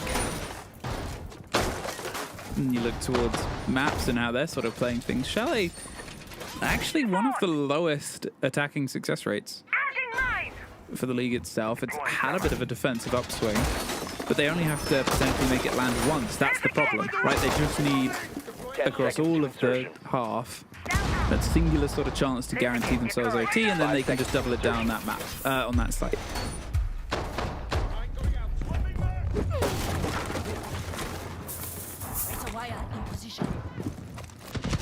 Fnatic need this round to really keep them in this fixture. It's a 5-1 you have to come back from against G2 on the attacks. That is not favourable. Really important that they can walk away with at least a 4-2, then maybe it's doable, but still I think G2, they've got all the cards in their hands that they want to play. Benja, just, okay. Okay. Nade gets tossed out a window and he just stands there. It happens. Happens to the best of us. Sometimes your keyboard disconnects. Stomper gets missed, levels things back up. There's no more sledge. And there's limitation on that self-destruction. The clearance across the top on what can be a pretty vertical attack and in some ways a vertical hold. Stomping in the meantime, letting him explore underneath. Seems to try and loop his way up, but as long as he's there, you can apply pressure from snowmobile stairs. He can sort of swing on towards the fireplace. He's actually hoping somebody maybe dabbles down, goes for a rotate, but, well, nobody is. Instead, they're just drifting their way across. There's somebody bottom blue as well. They've got themselves ready for a bit of a pinch here. How aware are they? Seemingly quite, and there's Citizen getting a great take on towards Shaiko. Do they expect the second? There's the... Well, it doesn't matter if they expect it. Stomping. Gonna get their way out. You can see Citizen's obviously reading all of this towards the team, and now they know that they could potentially just drive themselves on. But a minute 20. What are they gonna try and formulate next? Force their way in towards that top floor. Still got players they have to deal with. We now start slipping out of that. Alamazuna only remains inside Piano, and he's in a very bad position right beside the window. Citizen, does he know? Doesn't look as though he does, and maybe he could find a pick. But no, Deepak is nowhere with this DMR. Able to take him down. And Doki is on a sliver of HP. It's a 2v3, and really you look towards Stomping to try and salvage this round for G2. Well, they've been able to make magic happen before, but fortunately that's not the correct spell. Doki, 1 HP, 3 players, 30 seconds. That's a great gun to do it on, but you think about the fact that there's still obviously 2 grenades, 2 smokes, and oh, they've got DMRs of their own. Yeah, how will this one piece together? He's making sure he can keep an eye on any of the potential drops and have his back towards something. That one will go towards a default position, but it won't quite catch it. There's the spray through, but Citizen slams it. I mean, he had to hit everything perfectly there. He couldn't, and that does give them at least a little bit of ground, a bit of land to stand on and float. But you and I, we're floating over to the studio. It is at least something for Fnatic here on that first half, but for G2 so far, they took a page out of what happened to them yesterday and learned from their losses and used it against Fnatic this time around. Yeah, it's a mix of utility usage to try and layer their defense, and then a mix of their aggression going unpunished in general. I feel like it's a mix of, on the one side, we had Fnatic being used to, I guess, clearing them, going direct on layer, being able to go through and spearhead their way into the bomb site. Here's the problem, Jack. Today, they cannot get themselves in the building. They cannot problem solve the most basic strong position on Chalet. And that's exactly what was happening on there, right? Like, G2 were extending all over the place. They weren't really playing around utility, and then Fnatic, when they were going direct, tripling up, quadrupling up, were finding success. You get over to G2 on Chalet, and suddenly it's a compact G2. Suddenly it's a G2 that doesn't really want to be roaming too much. They're playing very, very close together, other than the final round where they were out on a bit of a risky roam. I'm going to quiz you, Leo. How many rounds of Fenrir was played by G2? I would say 6. 6. Yeah. How many rounds of Aruni was played by G2? 6, DMR. 5. 5. Yeah. How many rounds of Ella was played? 5? 4. 4? Close, close. But those types of operators are basically what G2 were bringing, and then just sitting behind, allowing Fnatic to just waste their time and just wibble wobble, diddly dabble, like just try and clear all that utility, and then hit this. Gobi dooby bibi baba. I can do it too. Just come up with random words. Gobi gooble bubble. That's exactly what Fnatic were doing when they were trying to clear the utility, and then they were running out of time, and G2 were capitalizing it and just shutting them down when they had to walk hallways and doorways. And you know what's scary, Anne, here is in this position. G2, they go back to their strong side, the attacks once again. What makes them so strong is their ability to go and problem solve things in front of them. I think on a map where Chalet is much smaller, it will be not a problem for them. Actually will serve their split takes much better. Yeah. It's so easy. It's a map where you need to play in multiple positions. Just think of the library takes, for example. You need someone K9, you need someone on Snow Balcony, you need 2 players on library side, and maybe someone going up games. You need to play split on that map. So it fits naturally the playstyle of G2. That's the thing, there's always, the whole idea of playing split is what you want to do is you want to surround. When you're in the attack, you want to surround the defenders and you force a 5 versus 4 or less, because eventually when you trade each other out, you'll take the ground, you'll do it with a fast pace of time, and if you're lucky, you'll have a big man advantage at the same. Chalet fits itself so well to that because you can just cut off the map entirely from one direction. And look at those bans on the side of G2. They banned the Azami, so no strong positions, and they banned the Aruni, the best DMR in the game right now, especially important for all of this long line of sights when you're trying to hold the top floor. And Aruni can, of course, close off 3 entryways into site. You know, think about, for example, the top floor. You've got the solo windows, you've got the bathroom window, you've got the double window, you've got the office balcony, you've got the piano door, you've got the piano window. Aruni can close 3 of those off, so that's a great ban from G2. So it seems they don't want to fall for the same mistakes as what happened yesterday. G2 are potentially 3 rounds away from qualification to EWC Fnatic. This really is your last chance. And what are they serving in Last Chance Saloon demo? Oh, tough rounds on defense here on Chalet. What we need to get from Deadshot, Smith, and Wizard, I think, is a bit of those sort of bodies put down and what they can carry. In the meantime, G2, that first map was teething issues. The second map seems to be they've remembered they have a bark and a bite. Attacker's objective is to defuse Fnatic, this is it. This is going to have to be one heck of a half. Same way that we kind of said that G2, they have an uphill struggle on layer. I would think Fnatic are very much in a similar boat, where they have to try and battle back. I mean, I think for G2 on their attacks, they look really good on layer. You know, that kind of split theory comes into play, where they're always looking for gaps. Benja found a few of them. They use that extra man so well, so please, Fnatic, try and stop that opening pick from happening. Don't give away, I think, a kill so early on in the round. I think if you lose opening kill during a site execute, it's fine. Or maybe win the first minute, but, you know, losing it straight away within the first 30 seconds, it's not great. They're in. They've planted. They're in. They've planted. Yeah, I didn't want to interrupt you, but they wanted to interrupt you instead. Deadshot does find the first body, but it's the first of 5. They still have to sort of get through here. The fact that it was all 10 players standing, G2 saw an opportunity and went for it. There's 2, but there's 22 seconds left on the clock. They still need to try and drive towards the site, and Stompin has the coverage because that's the problem on this retake. You have to get outside the building. Citizen gets a kill on the other side. Deadshot gets the most important one, and that leaves just Alamau. Oh, can he get this shot? Can he get the angle? He's trying to clear his way through and pre-firing. He can't quite find it, and they find the defuse. Well, that's the way to start. Wow. The Denari trap. Because maybe there's a possibility that Alamau could have won that if he wasn't slowed. Because he had the read. They had no idea he was there. But he just took so long to kind of get set up to go for the wall bang. Yeah, Fnatic just about get there. G2 have attempted the first round rush, which, I mean, it was successful in terms of getting the plant down, but they'll lose the round. But Fnatic have reacted well to that. So that's the bar ticked off. They now move in towards that top floor.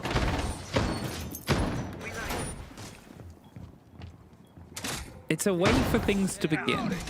Now, I'm not going to say it's a good way for things to begin, but hey, some stories start with a little bit of a sordid tale and find themselves to a nice bit of success towards the end. That, a plant going down and everybody's still playing there, is sort of a real mayday call that comes across the airwaves. They landed. That's the important part of it. They were able to win their ones, win their engagement, fight out.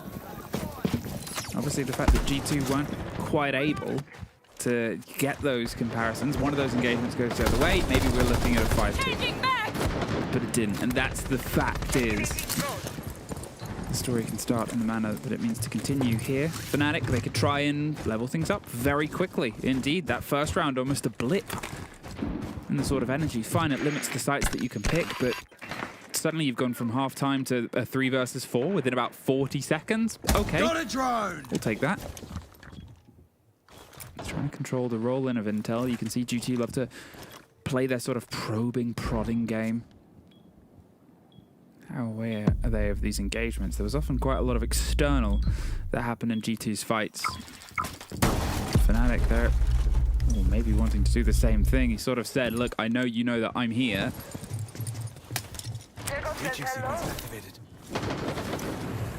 This, as they get themselves a stretch, how much pressure until Fnatic starts to pull bodies back, Demo. Like this from G2, targeting one of the big wing cons of a player inside a closet. Deepak gets a nasty shot on the Doki, but the wall's still opened up. He's still going to just remain where he is. Now for G2, it's getting somebody else rotated to try and play with those openings. But for Fnatic, once again, just going to sit in their hands. I mean, a few of them are pinched in very difficult positions, but for G2, they're really struggling. And he's trying his best Alum out, but not moving at all. Deadshot just remains where he is. Look at his HP as well. Not a single one of those bullets landed, and he peeks. And Stompin finds him. Minute or so remaining. It's a messy round here from G2. But Deepak goes down. That's the player that they needed to find. Citizen, a great shot. Takes down the big window player. Look at that rotate. Citizen realizes that nobody can stop me now from rotating around the bomb site. And he does just that. Into closet, the danger position. Mark on the way. They're going to try and root him out from underneath and rip stem. Reload. Instead, the player they've got is on the other side of the map right now. 40 seconds, and they still need to try and just punch upwards, feel themselves back in towards the site itself. Another track, another bit of motion, but as you said, they're not really scared about moving in the site right now because they know with the numbers game, and we know with the players that they've cleared, there's nobody to immediately brush them off. The closet's the power position, and they're knocking on the door of it. Ooh, but this slipped by. It's going to be a narrow engagement. It's going to be a game of inches, and well, the one who could just find the difference is actually Fnatic. They've tied things up. Oh, Smith needed to make that shot happen, and he did so. Citizen was hold on. The closet was not aware that Dokkaebi was right beside him that close. And yes, Smith almost saved by the bookshelf, wasn't he, as well? Couldn't get shot in the back. But Fnatic, I think they've adapted really well with what was happening in that round. They've seen what G2 were attempting. G2 looking to play in towards bathroom window. Shot from Deepak, fantastic. And it's the shot that isn't hit. And it was the way that he was then able to retake. It was another problem that G2 had to solve. They had to use Dokkaebi call. They had to solve that. But they still held their ground. They were winning their engagements. And we're all square.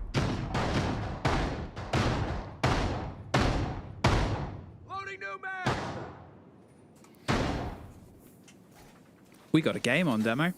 We got a game on. Obviously, this is, in some ways, across the best of 3 series, the biggest hurdle for Fnatic is this map, this chalet. We sort of called it as soon as we got towards the ban phase, that this is a place that they've been so solid in. G2, they know how to play chalet. They love sort of getting themselves set up on it. They've got the recent 4-0 record.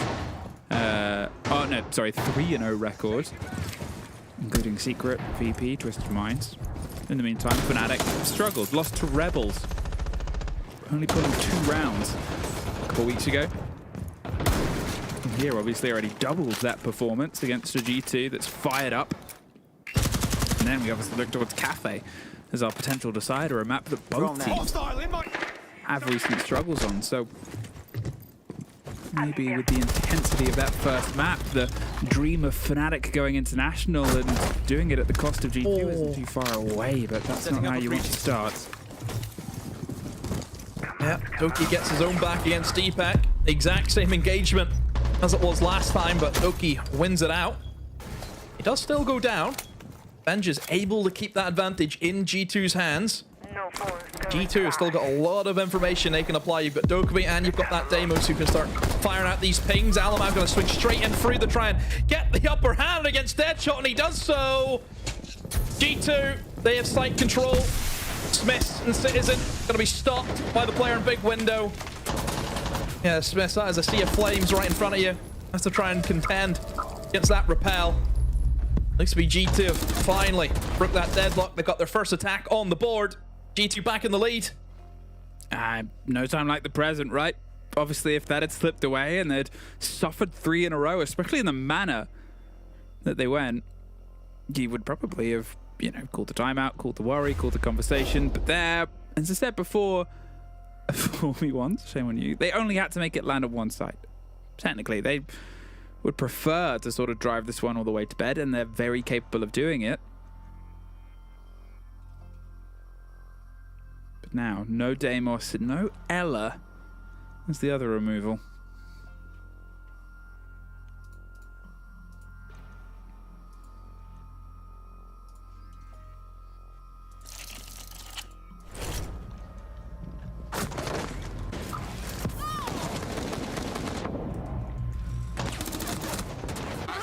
Clean attack. Yeah, again, I think it's for G2. It's again, whenever they can see that gap, and Alamau is fantastic at it, yeah. As soon as they know that somebody's out of position, or if they see that nobody's in a position, they will take that, and they will all break their backs to play around that call that Alamau has. You know, and I'm sure, well, one thing that Leo and Jack get, which we don't, they can hear the team comms. You know, we only hear the little N bits. I'm sure if I ask them, you know, is everyone listening to Alamau and calling off that? And it's all working well for them.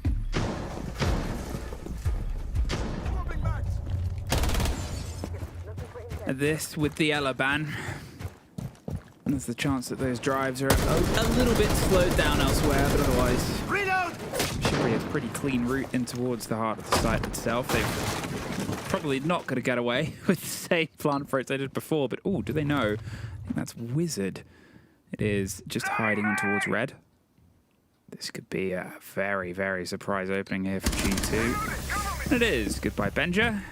And a bit of a early round robbery there. Benja off the board. Fnatic. Start for them very early on. G2. The library is on the menu for them. We've got Shaiko outside a library. Yeah, the drone work being done. Of course, having the air jabs can stop the retake that does occur from time to time whenever you go for the library sided take. A lot of players from the defense will try and rotate up the staircase to challenge you. And the air jab's just going to give them that extra bit of support. But getting in, as we know, can be pretty difficult, as the main issue with getting into library is both the windows can be held very easily from below, one from the hatch and the other from vert holes that can be made inside of connector. But not a lot really happening here from G2. It just, I think it comes down to see how much ground they can take. And again, it comes down to the calling, I'm sure, from Alamau. He's currently downstairs in the basement. I believe he opened up the connector wall just to put a little bit of pressure onto players in the site. And it removes the one safe room that you can sit in. Still for G2, I think that they need to find the picks here. They're trying to open up the bomb site a little bit more.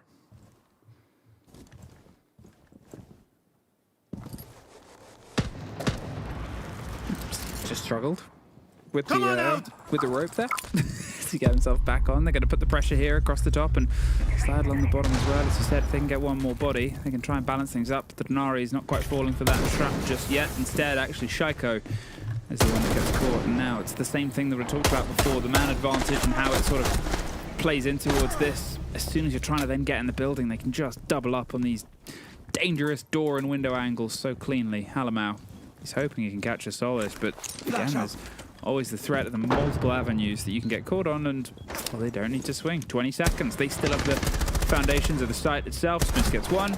Alamau's trying to find one, but he won't. Instead, we find the word flawless showing up on our screen. Probably a timeout. See if they want to go for it for G2, because this half hasn't been great, and I suppose that They did win that round before the round that we just seen be played out, so curious if they go for it, and they are. So I think for Romalio, he doesn't want to let it be again in Fnatic's favor where they go 6-5 up. He wants to try and stop it at the 5-5. I think for G2, it kind of comes down to Fnatic playing very passive. Fnatic not wanting to get into the early gunfights with G2. They're happy enough to sit behind their util.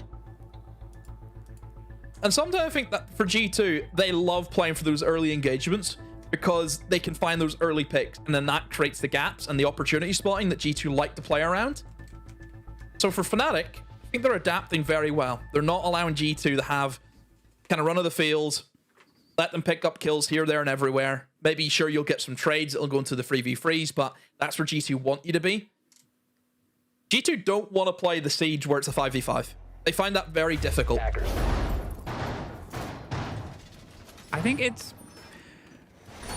Is it something that they sort of entirely hinge on? Because we complimented their play in terms of when they have the man advantage. Yeah. But do you think that sort of style of play, or would you describe that as a style of play so intrinsic that when they don't have a man advantage, everything falls apart?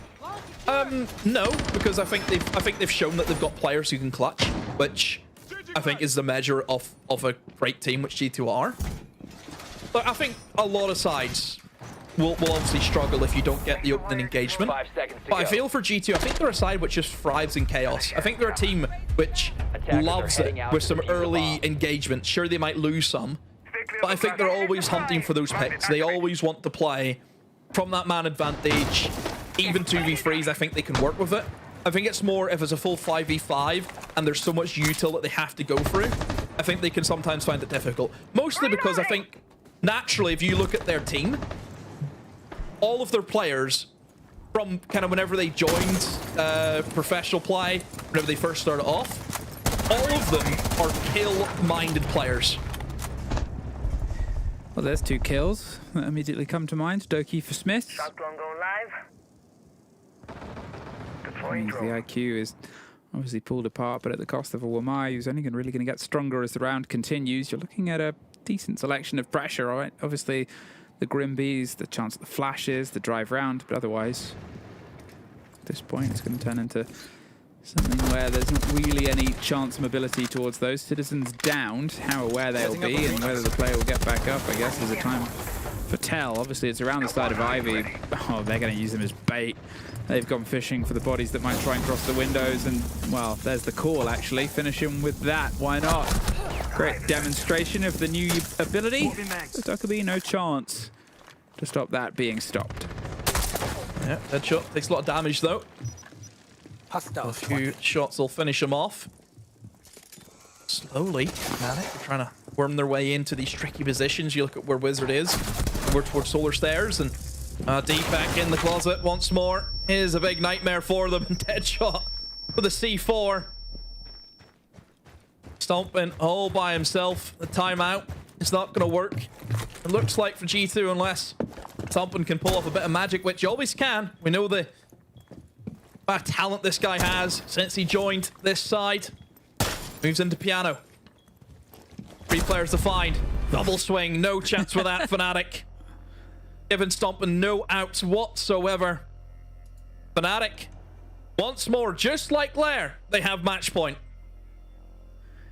That's kind of the main worry, though, isn't it? Right, you look towards the history of the day, and you're like, oh, just like Lair, they had the match point. And obviously, when these 2 went against each other before, Fnatic, they got themselves close, but they weren't the ones that held match point. It got into OT, and it was actually them who clawed it back. Nice! Come on! Neither of these teams are unfamiliar with the elongation of a game. They're happy to sort of tread the boards all the way. And you and I actually, we sort of commented on the time. We had one of the longest play days the other day. We got pretty much every single possible round. In total, I think we got every regulation round possible across all of the games that we covered. It seems like that sort of curse. Whatever monkey's paw wish that you and I had to watch more Siege, it's still going. 10 seconds left. It's got really good effects, that monkey paw. What was the Could be benefit? for life. 5 seconds left before Oh my insertion. gosh. Are we going to be the new Tim and Daz? Well, Attackers are they had moving to 6 maps defuse the yesterday, bomb. so you do have to cut them a bit of slack. They did have 6 maps yesterday. That's true. And today, well, they'll maybe have 3. And we'll maybe have 3. It really depends on G2. Yeah. This round, G2. The map that we all thought they should win. G2, the map that you all thought they should win. 82% of you believed so. And G2, the team that went unbeaten until potential playoffs. Still a chance of wrapping this up in 2, and that would have been a nice way to start as Deepak, battered, bruised, bullied backwards, but most importantly, still in the round. Oh, and also not caught as they slipped their way on past, even with the E1D. You realised, well, the walls are getting smaller, so we may as well try and escape. See all the calls and everything. The flash just round on towards the close corners position. They're trying to cover the Wamai. It's Smith that's not quite able to stop any of this breaching happen. They cut their way across. Now, this was the site where they made it happen and land quite cleanly before. It seems like Fnatic have changed some of their defensive tactics here, and looks like it's working as the blind comes out. Smith gets the kill, and amongst it, it definitely is working. Benja does trade one on towards back now. It's Deepak still alive, still trying to find a position as the fire doesn't quite get the full catch. Now, G2, what do you do? Slight issue, I think, for Deepak. He always has to pick up a phone now, based on his HP. So if he lets it go, he'll die to the flames. So that is a big advantage over the G2. It just depends if they get the call onto him or not. The boss G will slug Benja with 1 round into his chest. He's still alive. They now know the position that the Vigil's in. Still for G2. Where do they want to go about things? Maybe distracting the site. Maybe looking to jump in towards west. Deepak goes down. Just Shaiko just swings and wins it. Minute remaining. G2 in the lead. But we've seen this turn on a dime many times. We've seen this struggle to get themselves pushed over the line. And with 40 seconds still on the attack, they're having to go recollect the kit. Oh, and that's not how they want to do that. They thought that they could protect it, but it's well watched and well sort of sought out. Beautiful removal of one. Shaiko finishes the other. It's in a 3 versus 2 versus 2.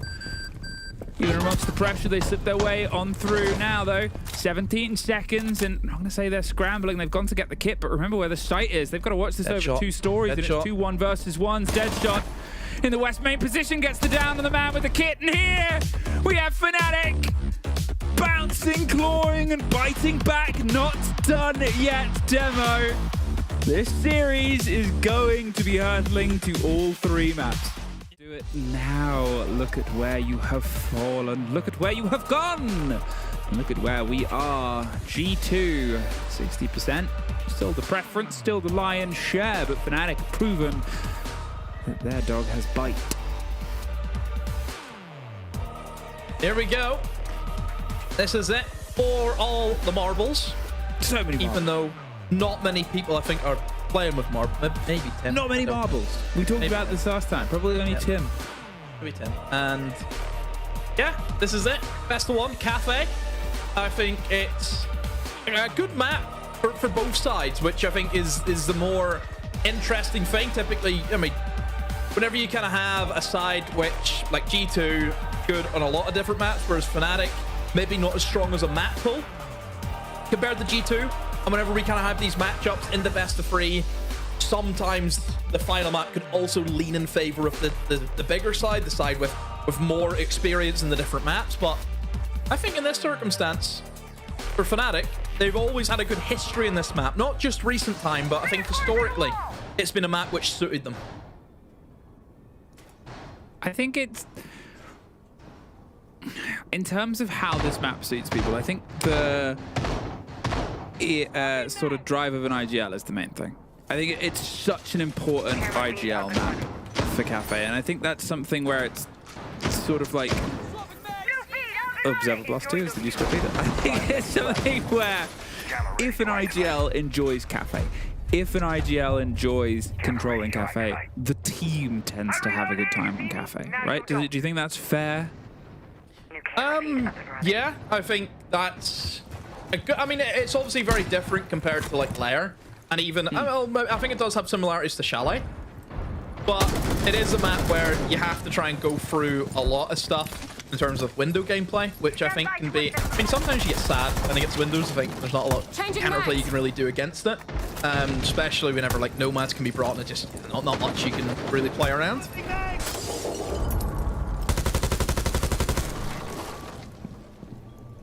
Stumpin is almost immediately removed, and a C4 of Wizard is eyeing up either option. In fact, it's 2 C4s at dawn, says Citizen, but he has to pocket his and slip slightly further away. The flashes come out, the C4 rips over, and nothing is quite caught. Instead, they sort of baited. The utility is the cost. Shaiko gets 1, Deepak gets Shaiko, and Alamal gets Deepak. Things level up, things are balanced in some ways if you're a G2 fan, and they keep that finger on the scales. And the favour in towards their hand itself. Now they've got themselves those 2 opening picks in this manner. They've lost the Flores in that exchange. But where can they start to build from? If you sort of look towards the history of this map, it was obviously Fnatic opening on their defense last time as well, but even halves across the entire games, there's not really a preference that's pointed out on the desk itself. Instead, you're just kind of looking towards the players that are a bit quieter on Calamau and seeing if they can get a bit noisier. I'm gonna give it a good go. G2 might have control with that extra man advantage, and maybe looking at a bit of a retake in through red stairs. The Wizard's eyeing up right now, and if he can maybe just get really good timing, could catch a G2 player. I'm suspecting, but oh, never mind. Doki, it's just about made that, almost loses his life, but that does scare Wizard off, and even finds it as Wizard was thinking the same thing. But Doki was holding the angle sooner. Now that leaves Fnatic in a sticky situation. The 2v4, 40 seconds remaining. G2, all the time in the world to make this happen. Positions will be spotted out. Exactly who they're after and what they're trying to find, and that's a dead Valkyrie. And Citizen, the same position as his teammate inside pillar. Has to try and hold out. There's the player in the pillar door and just swings aimlessly into it. I mean, information should have been there from his side, and no, they all just drop on him. They're falling from the skies. That's a strong start for G2. It's not the first time that we've sort of had that mentality, though. Obviously, we think about the previous map, and they absolutely ran the gauntlet and the boards on Chalet on towards their attack, and then things fell across in the second half. But there, strong start, strong opener, strong, I think, clarity, right? It's the weird thing about Fnatic across the 3 maps. First map, obviously they started on their attack. It's a different style of pace, but it was so driven, so intense. Second map, they started a bit slower. They sort of remembered who they were, and then obviously drove it all the way to the end. They built up in momentum. It feels like they've slipped away a bit to first half, and maybe it's just not their defender day, right? Maybe it's just their MO is what they've built, their strat book, their preparation for dealing with this G2 is on their attack, on their sort of pressure that they can apply against them. And this is obviously going to be that good sort of thread. As I said before, it was an even game last time between the 2 teams, but there was quite a lot of multi-K clutches that came out on it. You know, you had 2 rounds that were clutched by Fnatic players across the series itself in regulation alone, and that would have been enough if those had gone away from them to get G2 into regulation. But Deepak, Doki, Benja, Deadshot, Citizen, Wizard, all of them had multi-kills in the previous showdown. You kind of want that energy here, right? Headshot, tying up at C4. Has to try and find a kill back as Citizen's gone instantly. And once again, we talked about G2. They love playing with that extra man. They get it. I think whenever you kind of look at the kitchen bomb site as well, this is where you can really put the work on it. Look at that from Benja. Deadshot thought he had a dead to right. The R4C rips his head off. And things go from bad to worse. Mentioned that Deadshot was hoping he could get a kill back, and now his team need to find 2 kills back.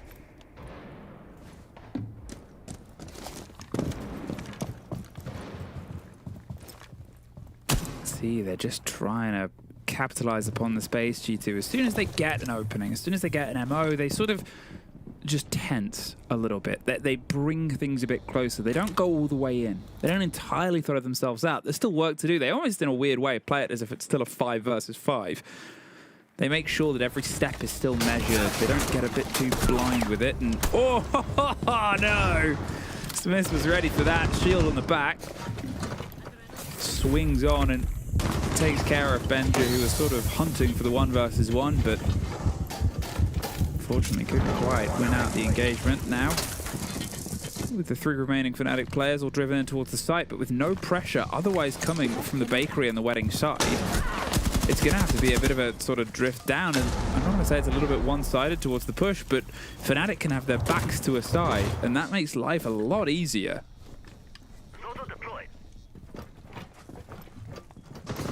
Minute remaining. E2. Set up all these crossfires. Great position. Shaiko's in. He can cut the cross. In towards the kitchen bomb site. Really, for G2, start trying to work that plant. There are free smokes, and Doki gives himself away. Challenges onto the shield. For whatever reason, I don't know. Thumping, ready to go. Picked by Shaiko. What has happened? G2 have just capitulated. It's so weird, right? They're in the 5 versus 3, and I was saying that, well, they play this smart, they play this wide, and then just one at a time, they've lost people. Somehow, shields are the sort of go-to right now.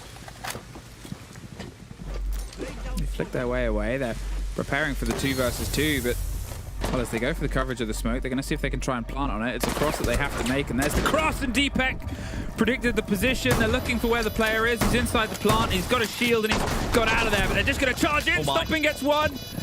It's the shotgun versus the shield, and the Blitz can't quite get his feet out from under him.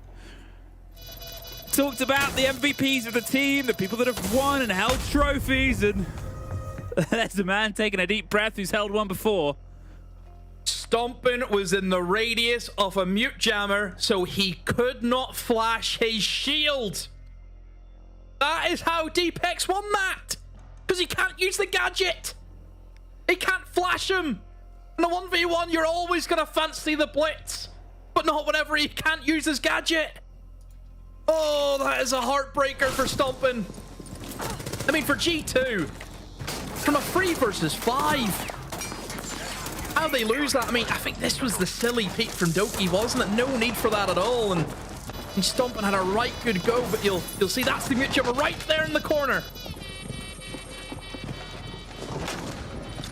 Nice, unlucky. It was a bit too close. It was a bit too close. I am sorry. A bit too close.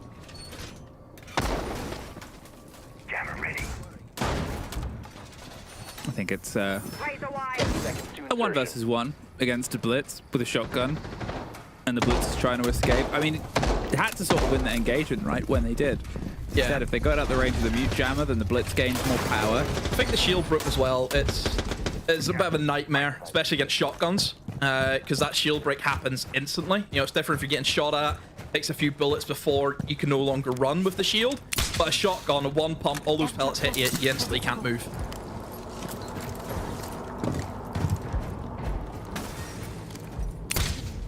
I was going to make a joke there, but then I remembered you were like Shield's #1 defender.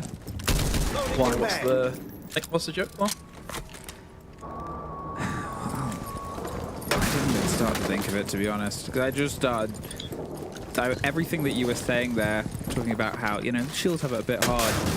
I'm picturing you still holding onto a Blitz shield and crutching. Shields do have it hard. I'm not going to entertain that at all. Like, whoa. With Ella and Ford being as rampant as what they are, you know how horrendous it is to do anything? Oh, like grenading a castle? All little pocket plays just out the window. Yeah, just missed it. That's a shame, but look how close that was. I mean, yeah, we've all been there. I think everyone's experienced when the nade doesn't blow up the castle barricade when you think that should have. And the issue for Alamau, that's all his nade's gone. So he maybe needs to try and ask for someone else to rotate over. Maybe just try and play around it, use it for his advantage. I mean, if it's closed off, nobody can really stop him from swinging in, I guess. He's just going to go around it. Yeah. He's going to go around it for 2 Alamau. charged up by being mad. Does get caught out by Smith again, who's doing a bit of work on the clash, but not really with the shield. I'm wondering if this is going to be the ban at the half-time. Obviously, big shield player for the team on attack and defense. But it now leaves the 3 versus 2. They're holding on towards the verticality. Are they going to see if they want to stick, double team up? You can see that they're sort of trying to make the transition past the stairs, but it's dangerous to sort of clear up. The air jab will force the player out, and there's the wrap up. Oh, he wasn't quite sure where they were coming from, and Wizard desperately tried to offer some support, but unfortunately, well, does find the trade, but at that point... Well, I mean, Alamau makes the best of a bad situation. No, if at first you don't succeed, try something else. I guess that's the motto for Alamau, where obviously the intention was that top floor clear. Bringing in the recruit, who of course has a lot of utility because they get flashes and grenades. Was hoping to clear away the castle barricade, and then it's just your kind of traditional top floor clear. But then whenever that didn't work, he realized I can actually use this to get myself in. And then he does that nice little trick where you can sprint from the heaven of a balcony in towards bar, and then straight in through the rotate, and you know, a beautiful double kill. And from there, the rest of G2 were able to win up their engagements. Good job, guys. Find who they were looking for, and G2 2-1 up.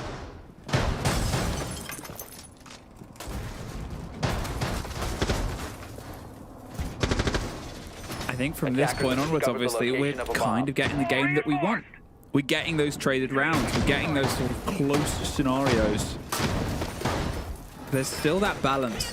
I guess it's just like the unfortunate balance of Fnatic on defense. They can't quite find a way for all 5 of them to get their teeth in.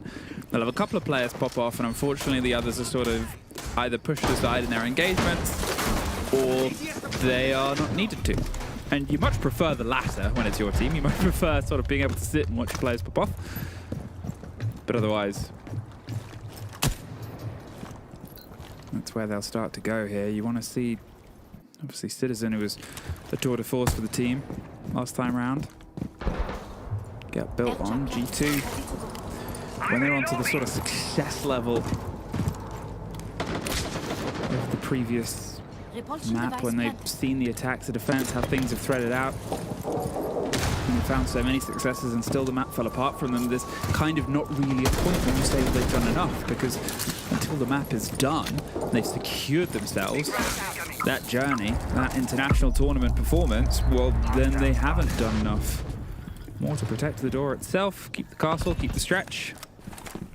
And obviously the removal of the Grim and the Mirror, it's going to limit some of the hold, but Smith's free run and range go underneath with the Pulse, and G2, they're just never immediate.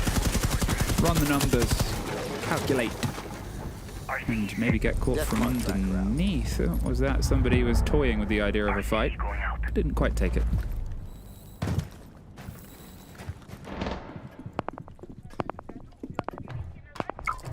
All quiet at the moment. Nobody look for those opening engagements. I mean, this is a classic position. One thing you'll see about Fnatic and their Kappa, they love a pulse, and well, that's why. Really good information. Smith can see that Doki's attempting the repel and puts him down. Benja, though, been able to find Wizard. This still all square. 4v4. White Stairs control is firmly now with G2's grasp, but it's the top floor that they're after in towards Plank Citizen. Takes a freebie. Crossfire with Deadshot, who actually loses that one out against Benja. Not expecting the double up. Flashbang to try and give Benja a bit of breathing room, and maybe they're going to ignore the players upstairs. They're going to try and go for the horizontal take, and it's working for them. 2v2 now. Alamau and Benja have it all to do. Citizen's been able to find us first. He's fishing for the second. It's these sort of private engagements, but Deepak, you can see, is trying to offer some support. They've almost got themselves a, you're watching him, I'm watching him, and both teams are trying to just formulate a 2 versus 1 engagement in the mix of it. But the problem is, G2 is sort of in looking out, right? The balance of things has flipped, and it allows Deepak the width to go for plays like that. How aware is the rotate? Oh, not enough. Benja picks up his third, and you can see now they've made the movement back over, and he's aware of Citizen's repositioning, but he can't quite get the kill itself, so instead he's going to pre-fire. He knows there's a shorter journey that they have to travel, but Benja! Wow. Well trod.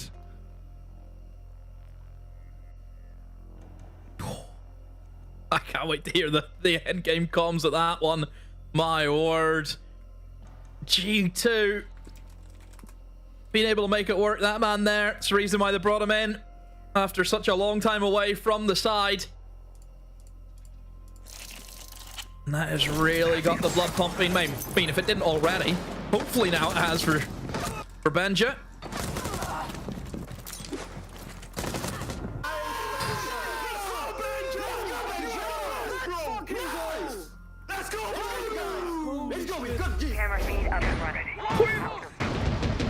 Spicy. It's hot, hot, hot. Another heat wave upon us. That's actually inbound this week. Why'd you say that? It is. I'm dreading it. It is. There is another, but are we casting through it? Monday. Damn it. I mean, yeah, I'm really happy for work. Damn it. Hey, you never know. If it's a series this banger, well, maybe they'll keep on going. At this point, I mean, almost 2 versus 2, but say that last kill goes into the favor. You've got Citizen that's got himself on a 2-3 from the split of it, but you're still sort of pining for the team. Shaco's confused. Huh? Must have been the wind.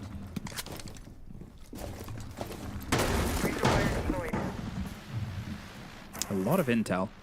Echo, Valkyrie get themselves as much of a catch on anything that's coming towards them. And, well, remember last time we were here, I said that as soon as they lost Benja in that 5 versus 3, they had nobody on this side that was applying pressure. Seems like they want to not have that happen again. A big bit of pressure is being applied here. They want to go for the break on towards those positions. The smoke coverage on the single wall didn't get followed up with any immediate hard breach, or actually, yes, it probably did, because Stompton really has nothing left in his pocket, and Smith hasn't been forced out of his position. And they're going to fall back. That wall is going to fall. It's a minute and a lot of utility dedicated towards getting that open. But now you've done this. Where's the next approach? If they lose this bit of utility, well then all of this is staying together, and oh, the impact's not quite sharp enough. Unlucky. Misses the impact trick. G2 playing this by the book in terms of a bakery direct. Got the Capital, the 2 flame bolts. G2, it's the droning phase. We also have Benja upstairs on his own, looking to see if he can maybe find a gap, find that opportunity. 2 players upstairs, 3 players upstairs actually. That's what Benja has to try and deal with and put pressure on Fnatic. Are happy to give up sight if they know they have the vertical holes. This is what G2 have to play around. How do they deal with these players upstairs? Ready to push them out. They've got their eyes in towards the site itself, and the eyes are rolling out towards them. There's Echoes on the back being pinged on cam, and oh, he knew he was coming in, but Citizen was there for support. Alamau sort of got baited in towards the engagement there. Maybe hoped they weren't as aware as they were. Benja, in the meantime, is falling down a set of red stairs. They're going to try and capture the man in the middle, but, well, not quite. Oh, he was! Oh, for a second I thought he was looking the other way, but he gets 1 and 2 deep back.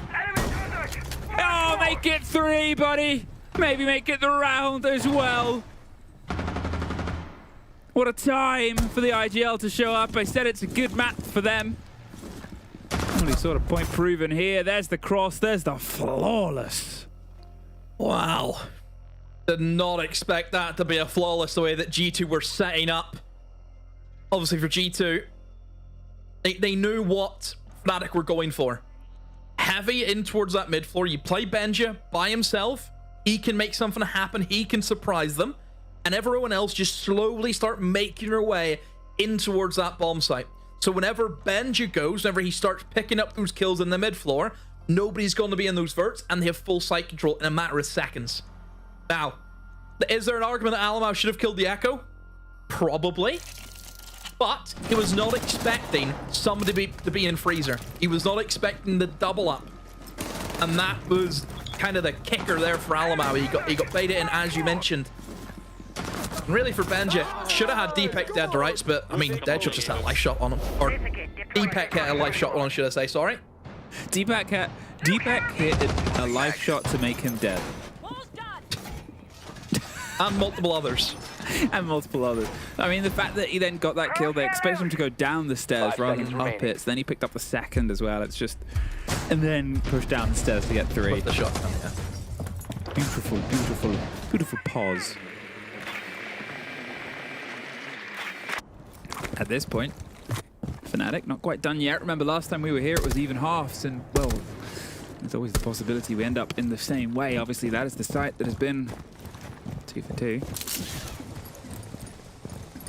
Now we get that change on the divide. Deepak, I mean, what a phenomenal map he is having so far.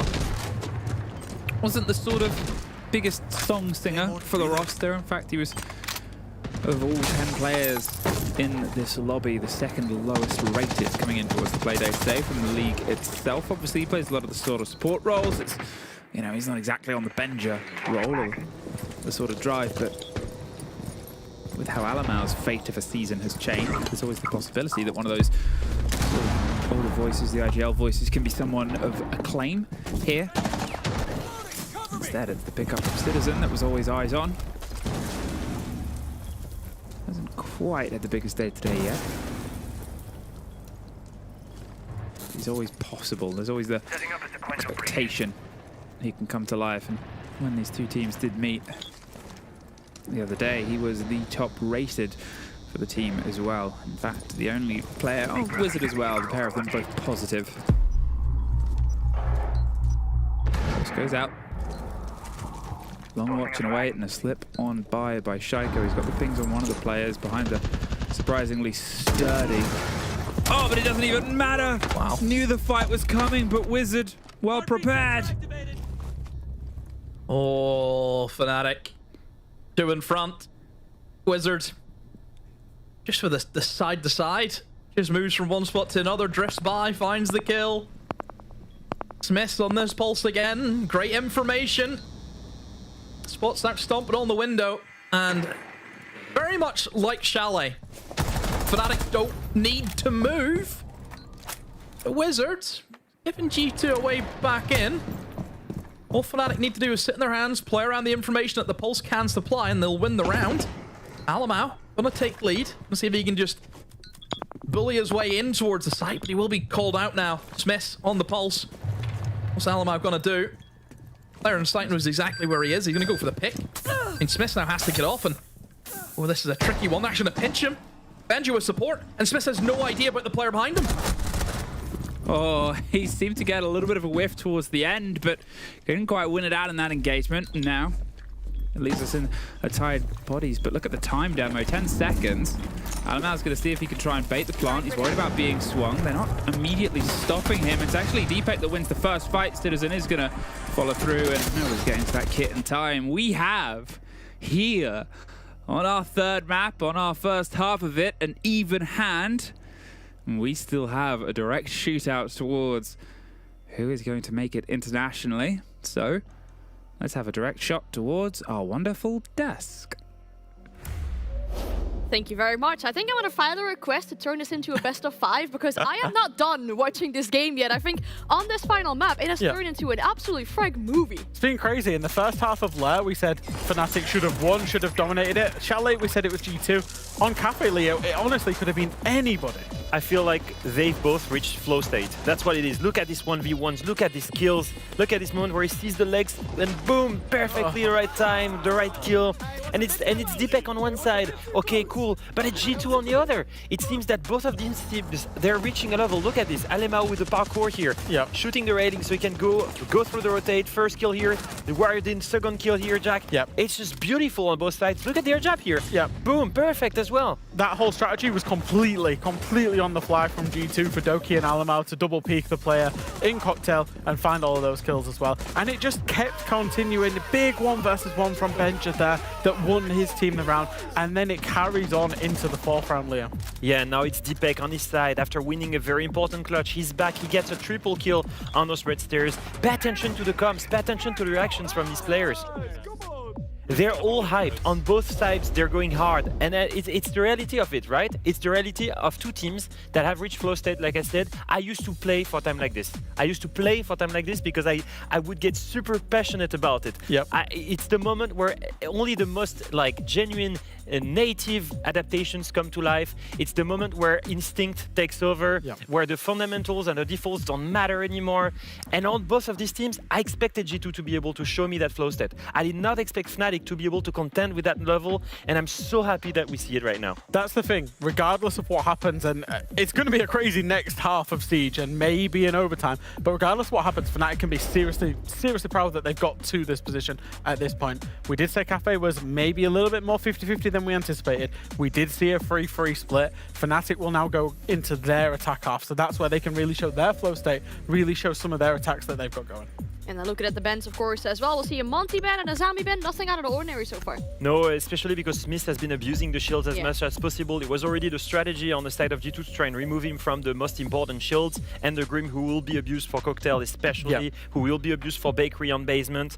Two strong operators remove on their side. Yeah, you don't really think of the Blackbeard necessarily as being seriously strong on Cafe. Maybe the same with the Blitz other than a Bakery fast push. So I can see why they would get rid of the Monty. The Monty can just cross angles, can move people out of position, can play it slow and more methodical to try and move people for window cutoffs. The other two shields not so much, so that's why they've chosen to get rid of the Grim instead. Well, with EWC qualification on the line, this game will have you on the edge of your seat. The absolute fragfest continues here.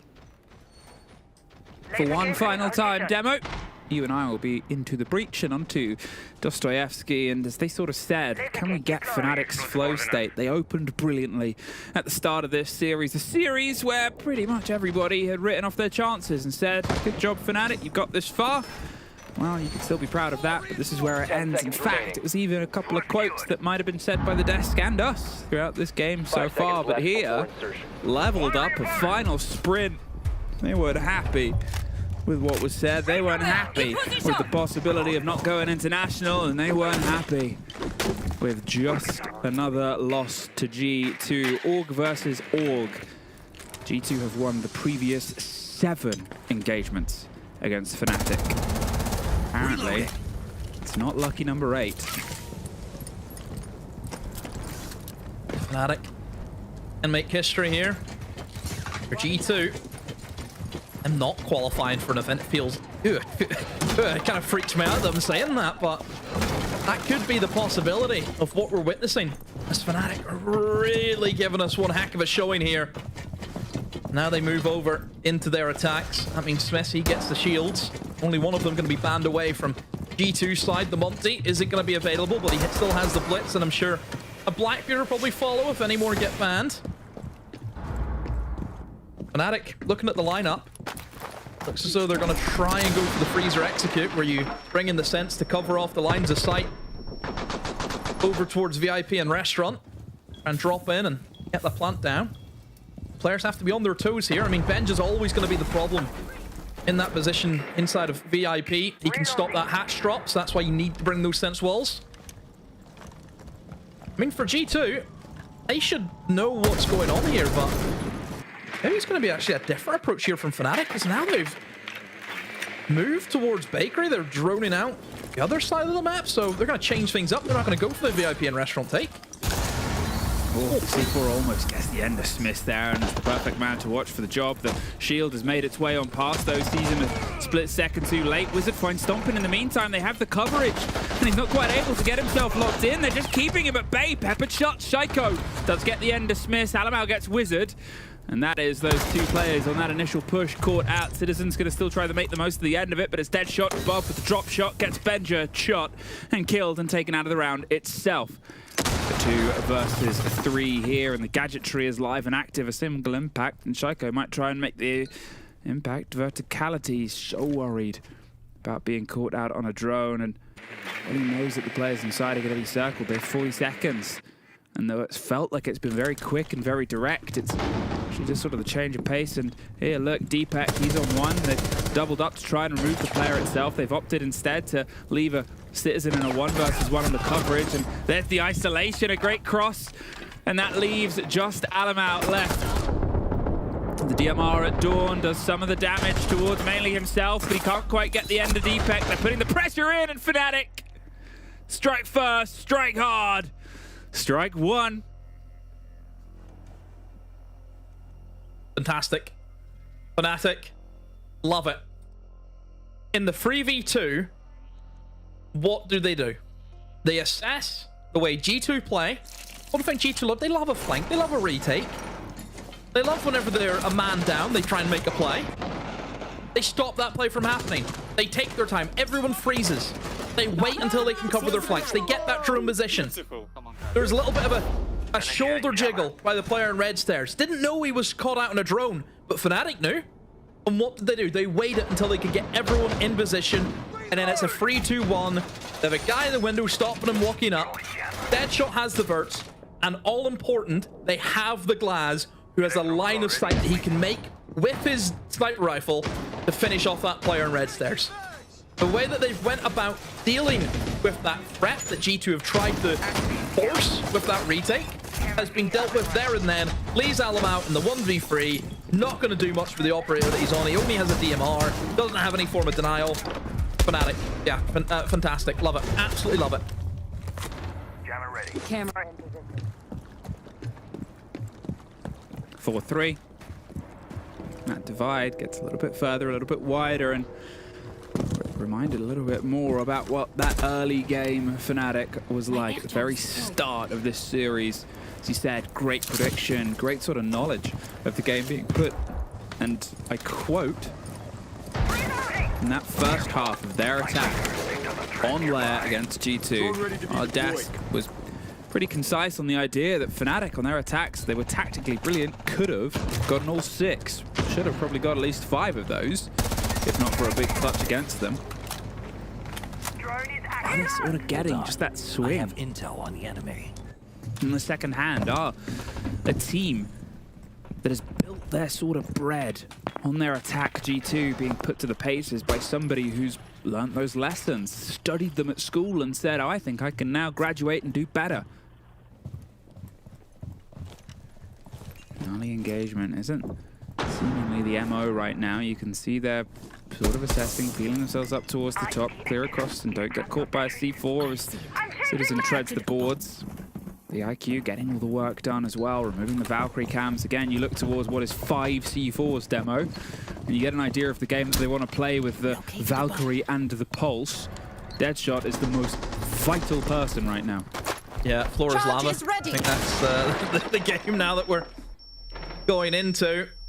Fnatic have to be very, very careful as G2 are primed and ready with his C4s. Need to get Alum out in a position to feed that information over, but everyone just got theirs, I mean, pre-placed, but you don't really want pre-placed C4s whenever you're dealing with the IQ. Deadshot can call them out immediately, so nobody from Fnatic will be at a danger. Threat detected. This area is hot. Wizard in a really good position too, in towards Pillar. Has the Solid Snake, can scan it out. Oh, Benja swings him from the double door, and Fnatic are gonna get a move on in towards the bomb site. Well, as they go down and sort of drop each other back and forth over the bow of the train itself, they're sort of left Benja in the middle. They're probably not getting him back up before things turn into a shove, but they don't want to hand themselves in towards the engagement. You saw how close it was there. They know the bait was laid, and Shaiko does find Smith. But then there's still kills coming out from inside the site. Deadshot doing a hero's job inside, leaving Doki alone. And I said at the start of this round, Doki's clutch was one of the reasons that Fnatic weren't able to get as many rounds as they did before, but it won't be the case here. Fnatic, 2 in a row, 2 ahead. Strike 2. They're doing it. They're doing it. By the way, I do feel as though your strike thing isn't going to work, because even if it gets strike 3, G2's still in it. So they're not... Is it strike 4 and you're out? Is that what you're going for here? We play a different game of baseball here. Listen, I didn't expect it to hold up for 2 rounds, but I can't stop the pattern. Well, I was going to do by strike G2. Neither did they. I had a plan if you hadn't have mentioned it. Thank you. But now you have. I can say during the tech timeout, if they lost the 3rd round, I was going to say the ball is hurtling towards strike 3. Oh, you would have delayed it, I see. I would have delayed it. I would have kept the audience on the edge of their seat. That though, isn't it? Ian Chambers style. I mean, G2, I think this is where I don't want to say panic, but it's that kind of feeling you get in your gut where it's like, oh dear, we have to pull these rounds back. I mean, now they need 4 rounds and Fnatic only need 2. It's a lot. It is a lot that G2 have to try and go through, but just take it one round at a time. But Fnatic, I love the call of just hitting the site direct.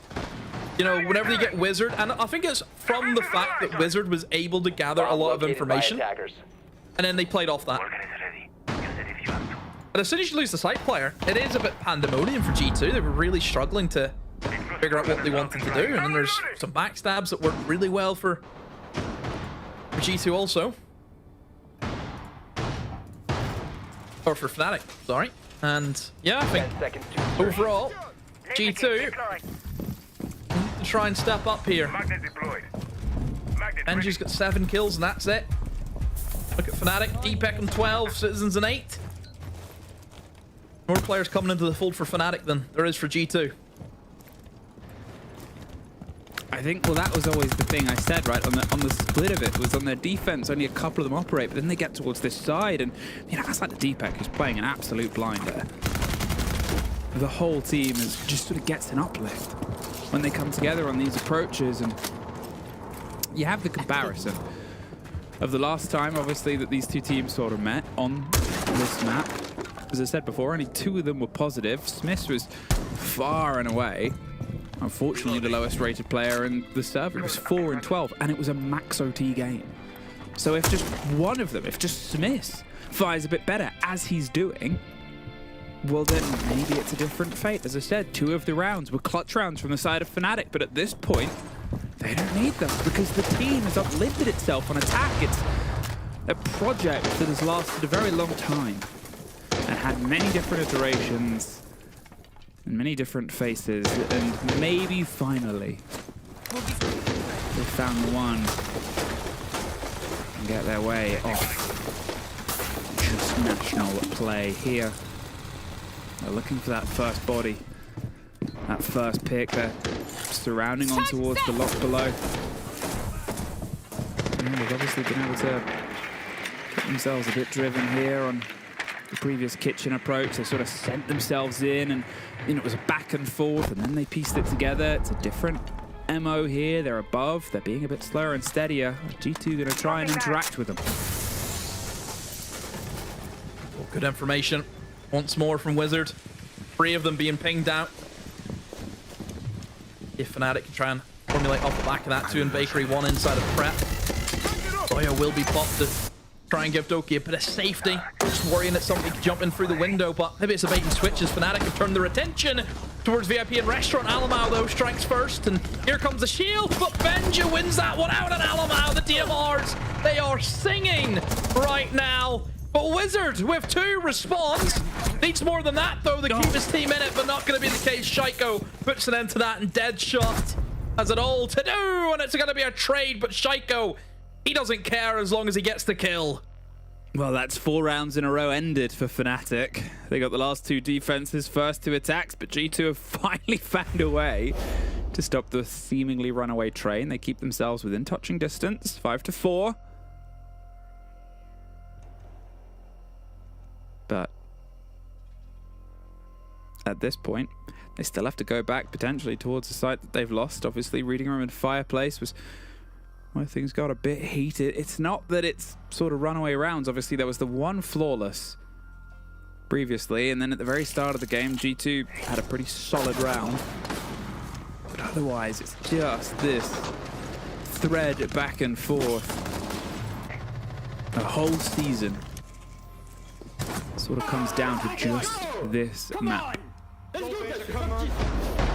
And outside of saying the results are what got them here, the results don't really matter so much. You just have to play the game in front of you if you want to find yourself earning spots on the plane and international acclaim.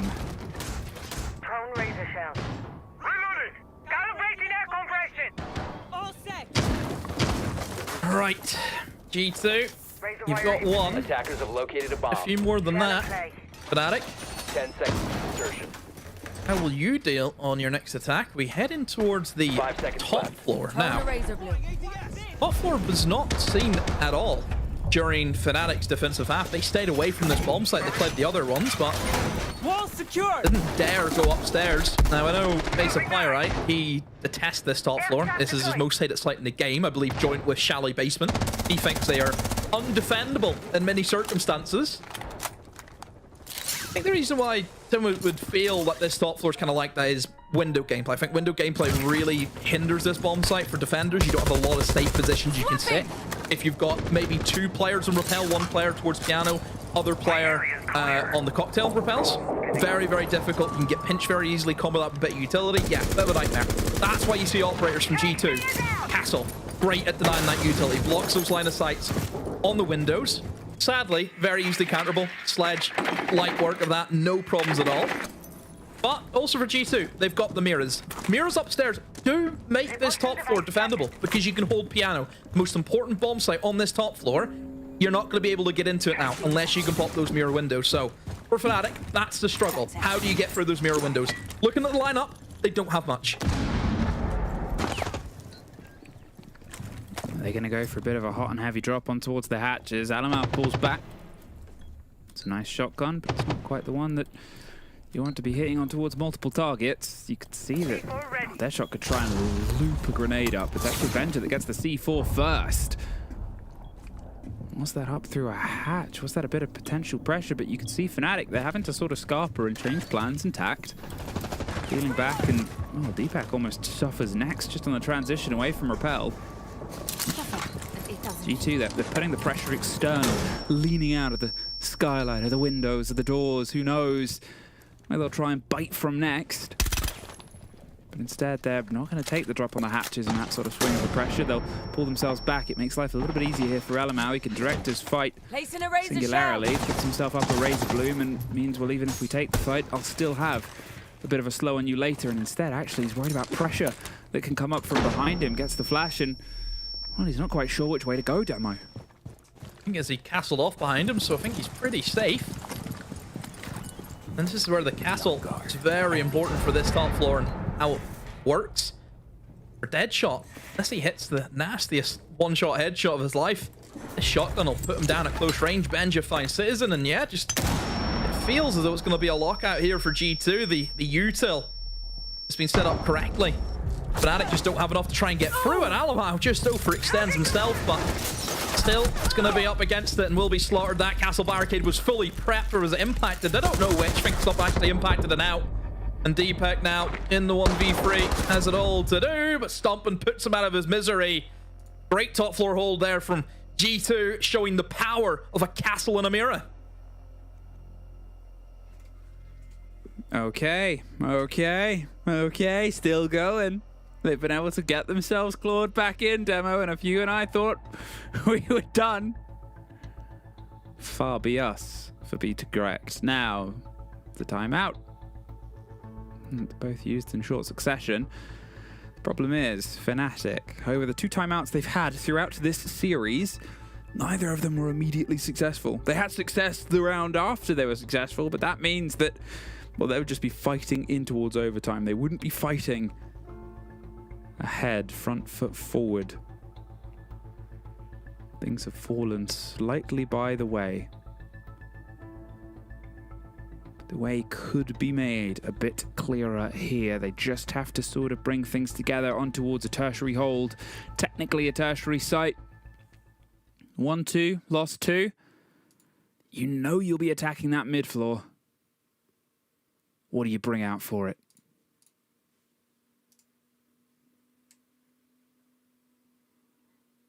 G2 got that momentum back on their side. Fnatic, bit of a block here. Need to try and shake themselves out of it. You know, overall, if we look at the kills, Benja is in double digits now, the first player for G2 to be on that. Still 4 Fnatic. Deepak leading the way. A little bit closer now in terms of kills, but attackers have located still a this bomb. game is up in the air. It's just who's going to grab it. Fireplace is where we head to. Last time we were here, it was a very quick, direct take, just based on opportunity spotting. So for G2, they need to be aware of that. Even for G2, I mean, they've kind of sacked off the C4 game that they had. More trap operators come in, which I think is a bit of necessity. Whenever you're against Fnatic, whenever you know you're up against Smith, who's always going to be playing those shields. There is obviously the sort of balance at this point where both teams have been able to have a team talk, and G2's has netted them immediate success. So Mario could have just sort of given the continuation, the drive on. You can see slightly less dedication towards the C4s of the previous hold, but it didn't work. So before Deadshot was the most important man, and now he's only really got a singular problem. But the hold itself, whether it's a play towards the open spaces, the limitation, the castle alongside the Fenrir mines, they're not doing the we're going to try and watch from afar and get you sneakily. They're saying, bring it on. Find us in the firefight. Find us in the mix of things. Force Fnatic inside. You can see they're already changing the tact by the contest of the top floor.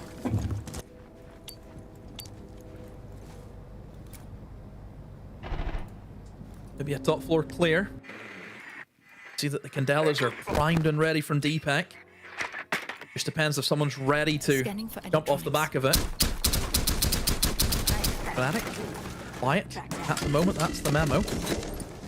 In goes the Candelas, but not much is happening. I mean, for the Blackbeard is always keep in mind who has the diffuser. He's just out on the south rappel, seeing if he can find anything, but G2 only have an extension in towards reading, and still, you've got player inside cigar shop. Alamau's there with that shotgun close, so difficult for someone who wants to try and challenge into him from red stairs. Oh dear, G2's going to be the one to go first, and ho-ho, Fnatic have tried it again. They've tried to walk into sight, but this time it's been stopped.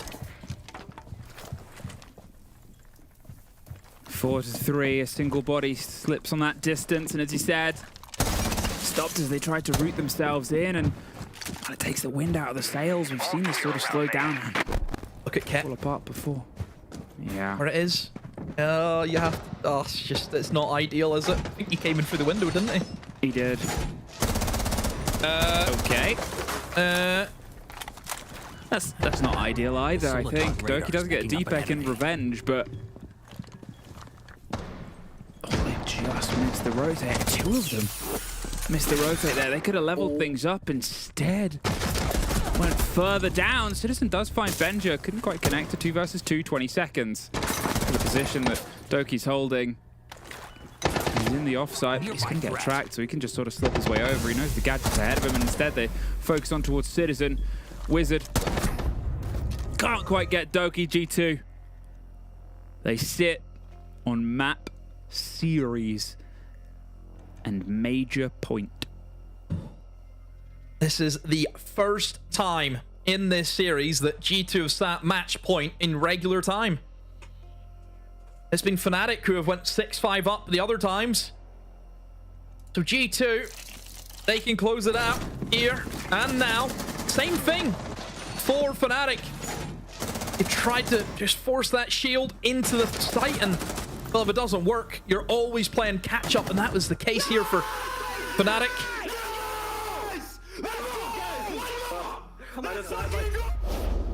Would like to hear them whenever they win, if they win. Imagine if they were just like, that was good.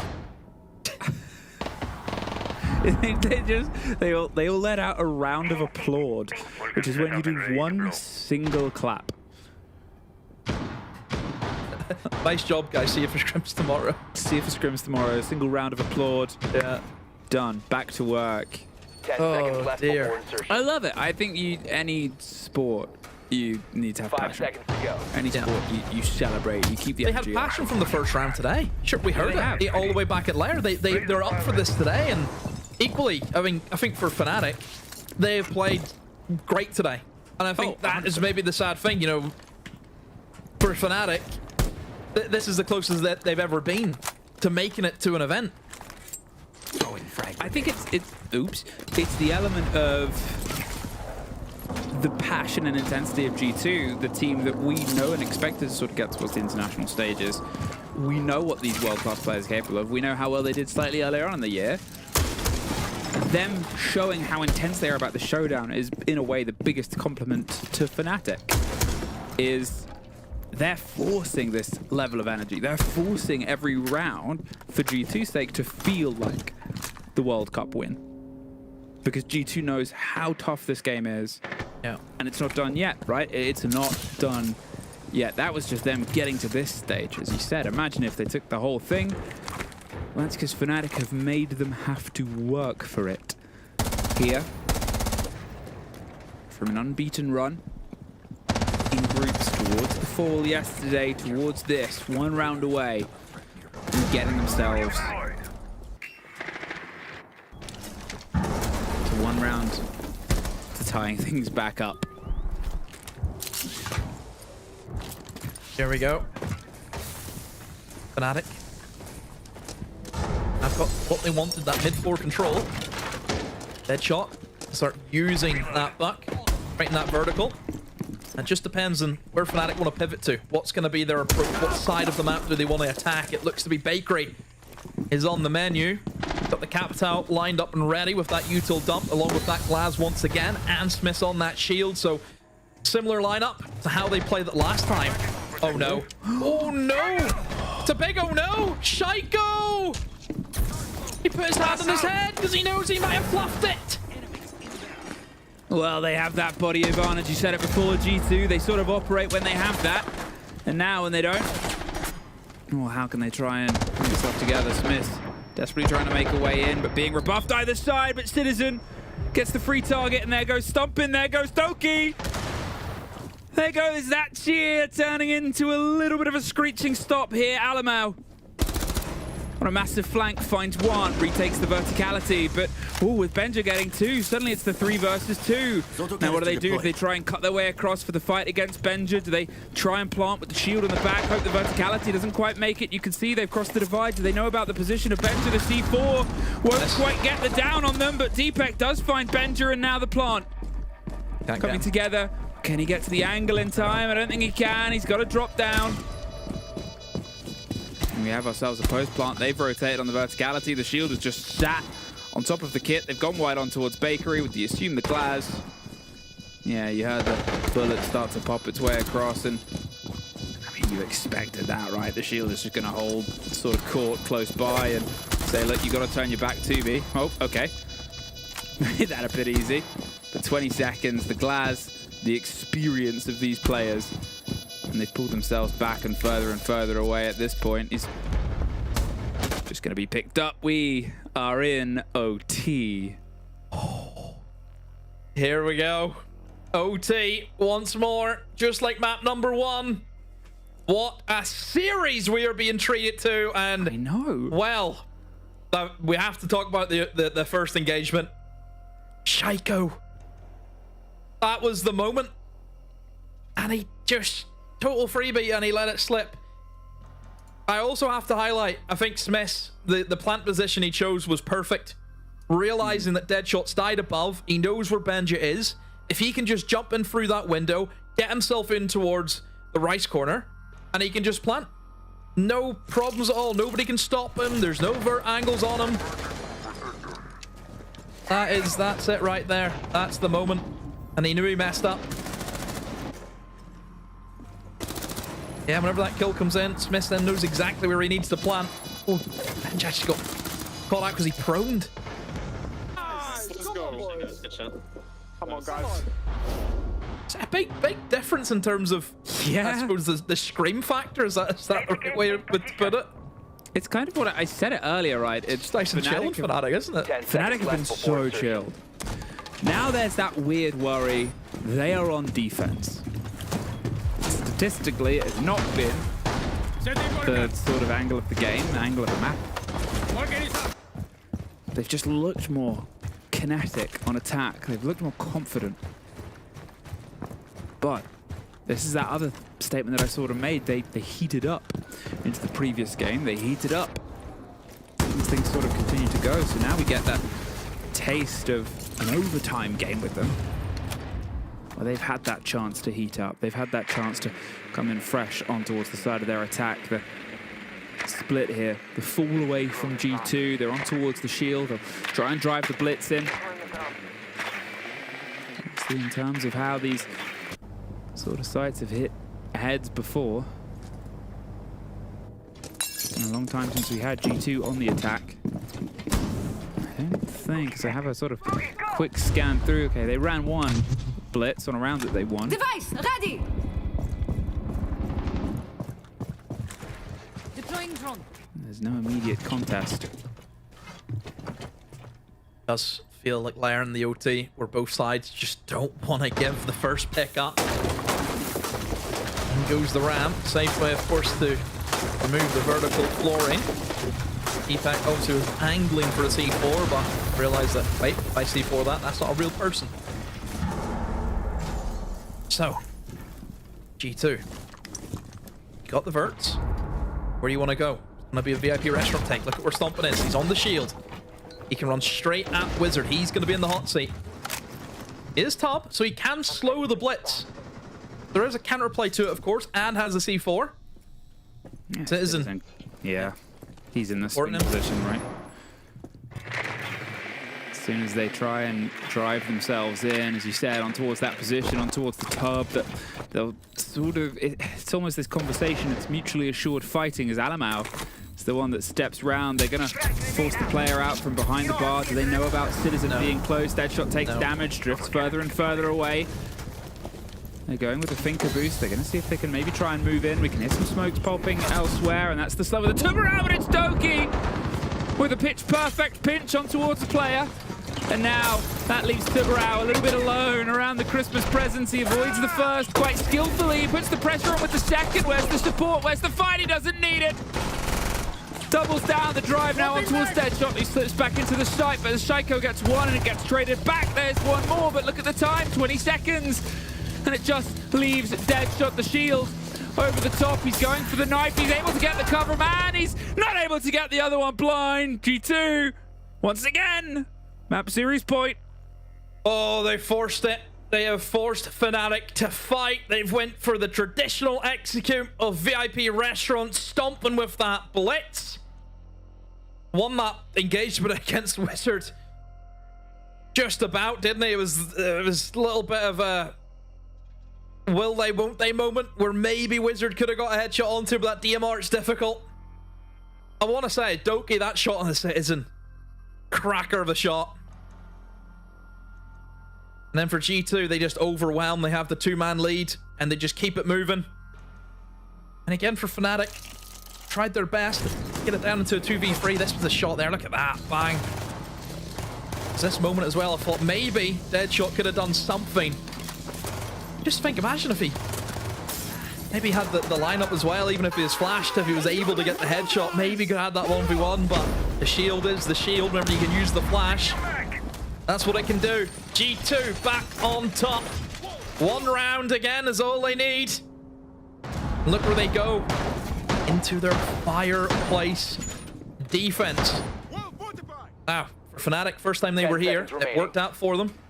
Their attack was strong. They went direct. They got bomb site control very early on. Then they tried it again. They doubled down. G2, they reacted well and able to at least stop that initial take.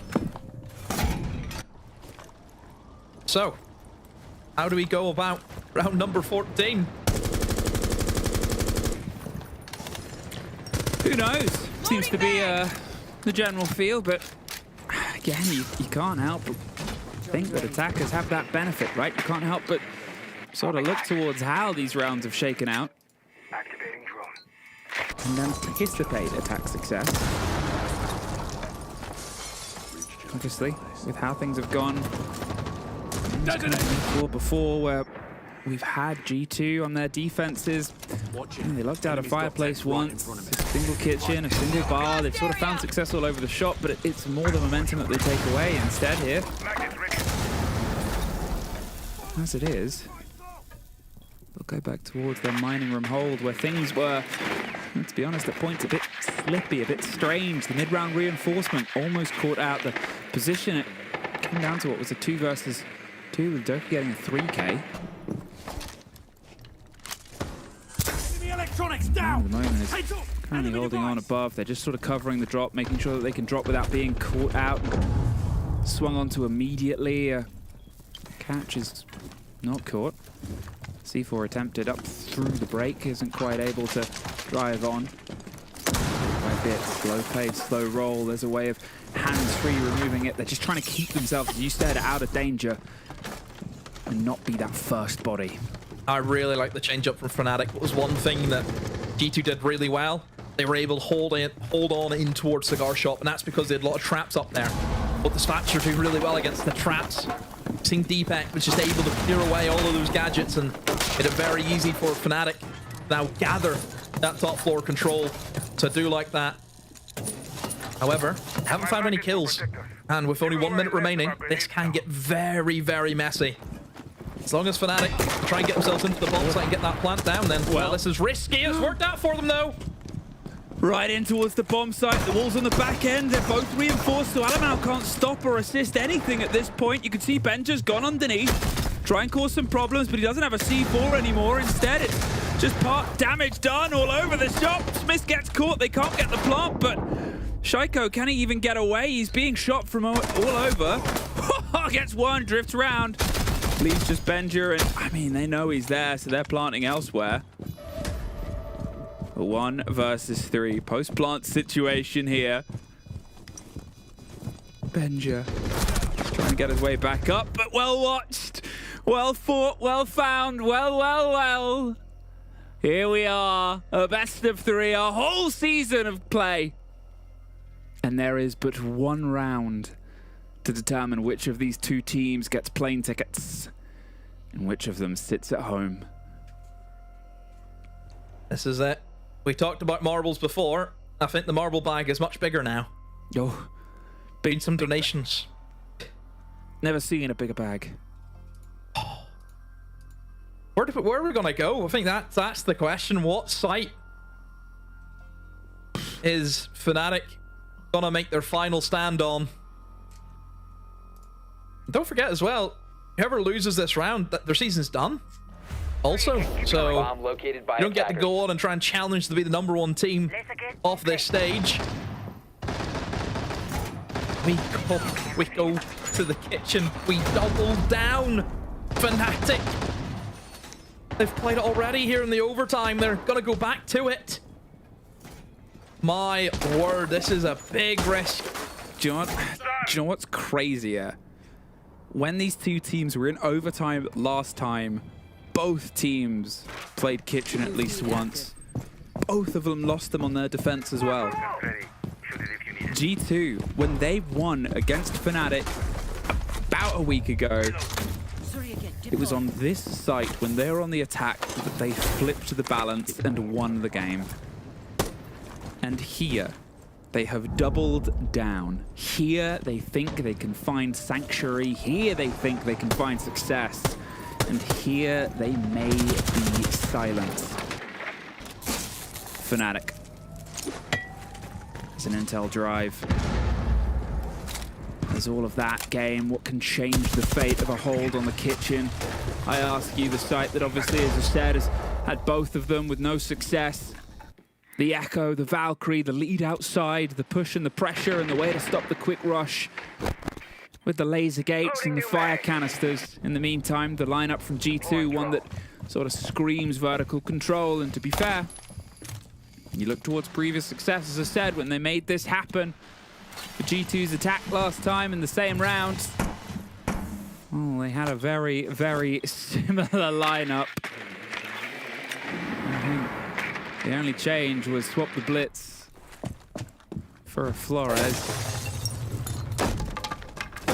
Well, Fnatic, big changes, no clash. Then Smith on the Echo.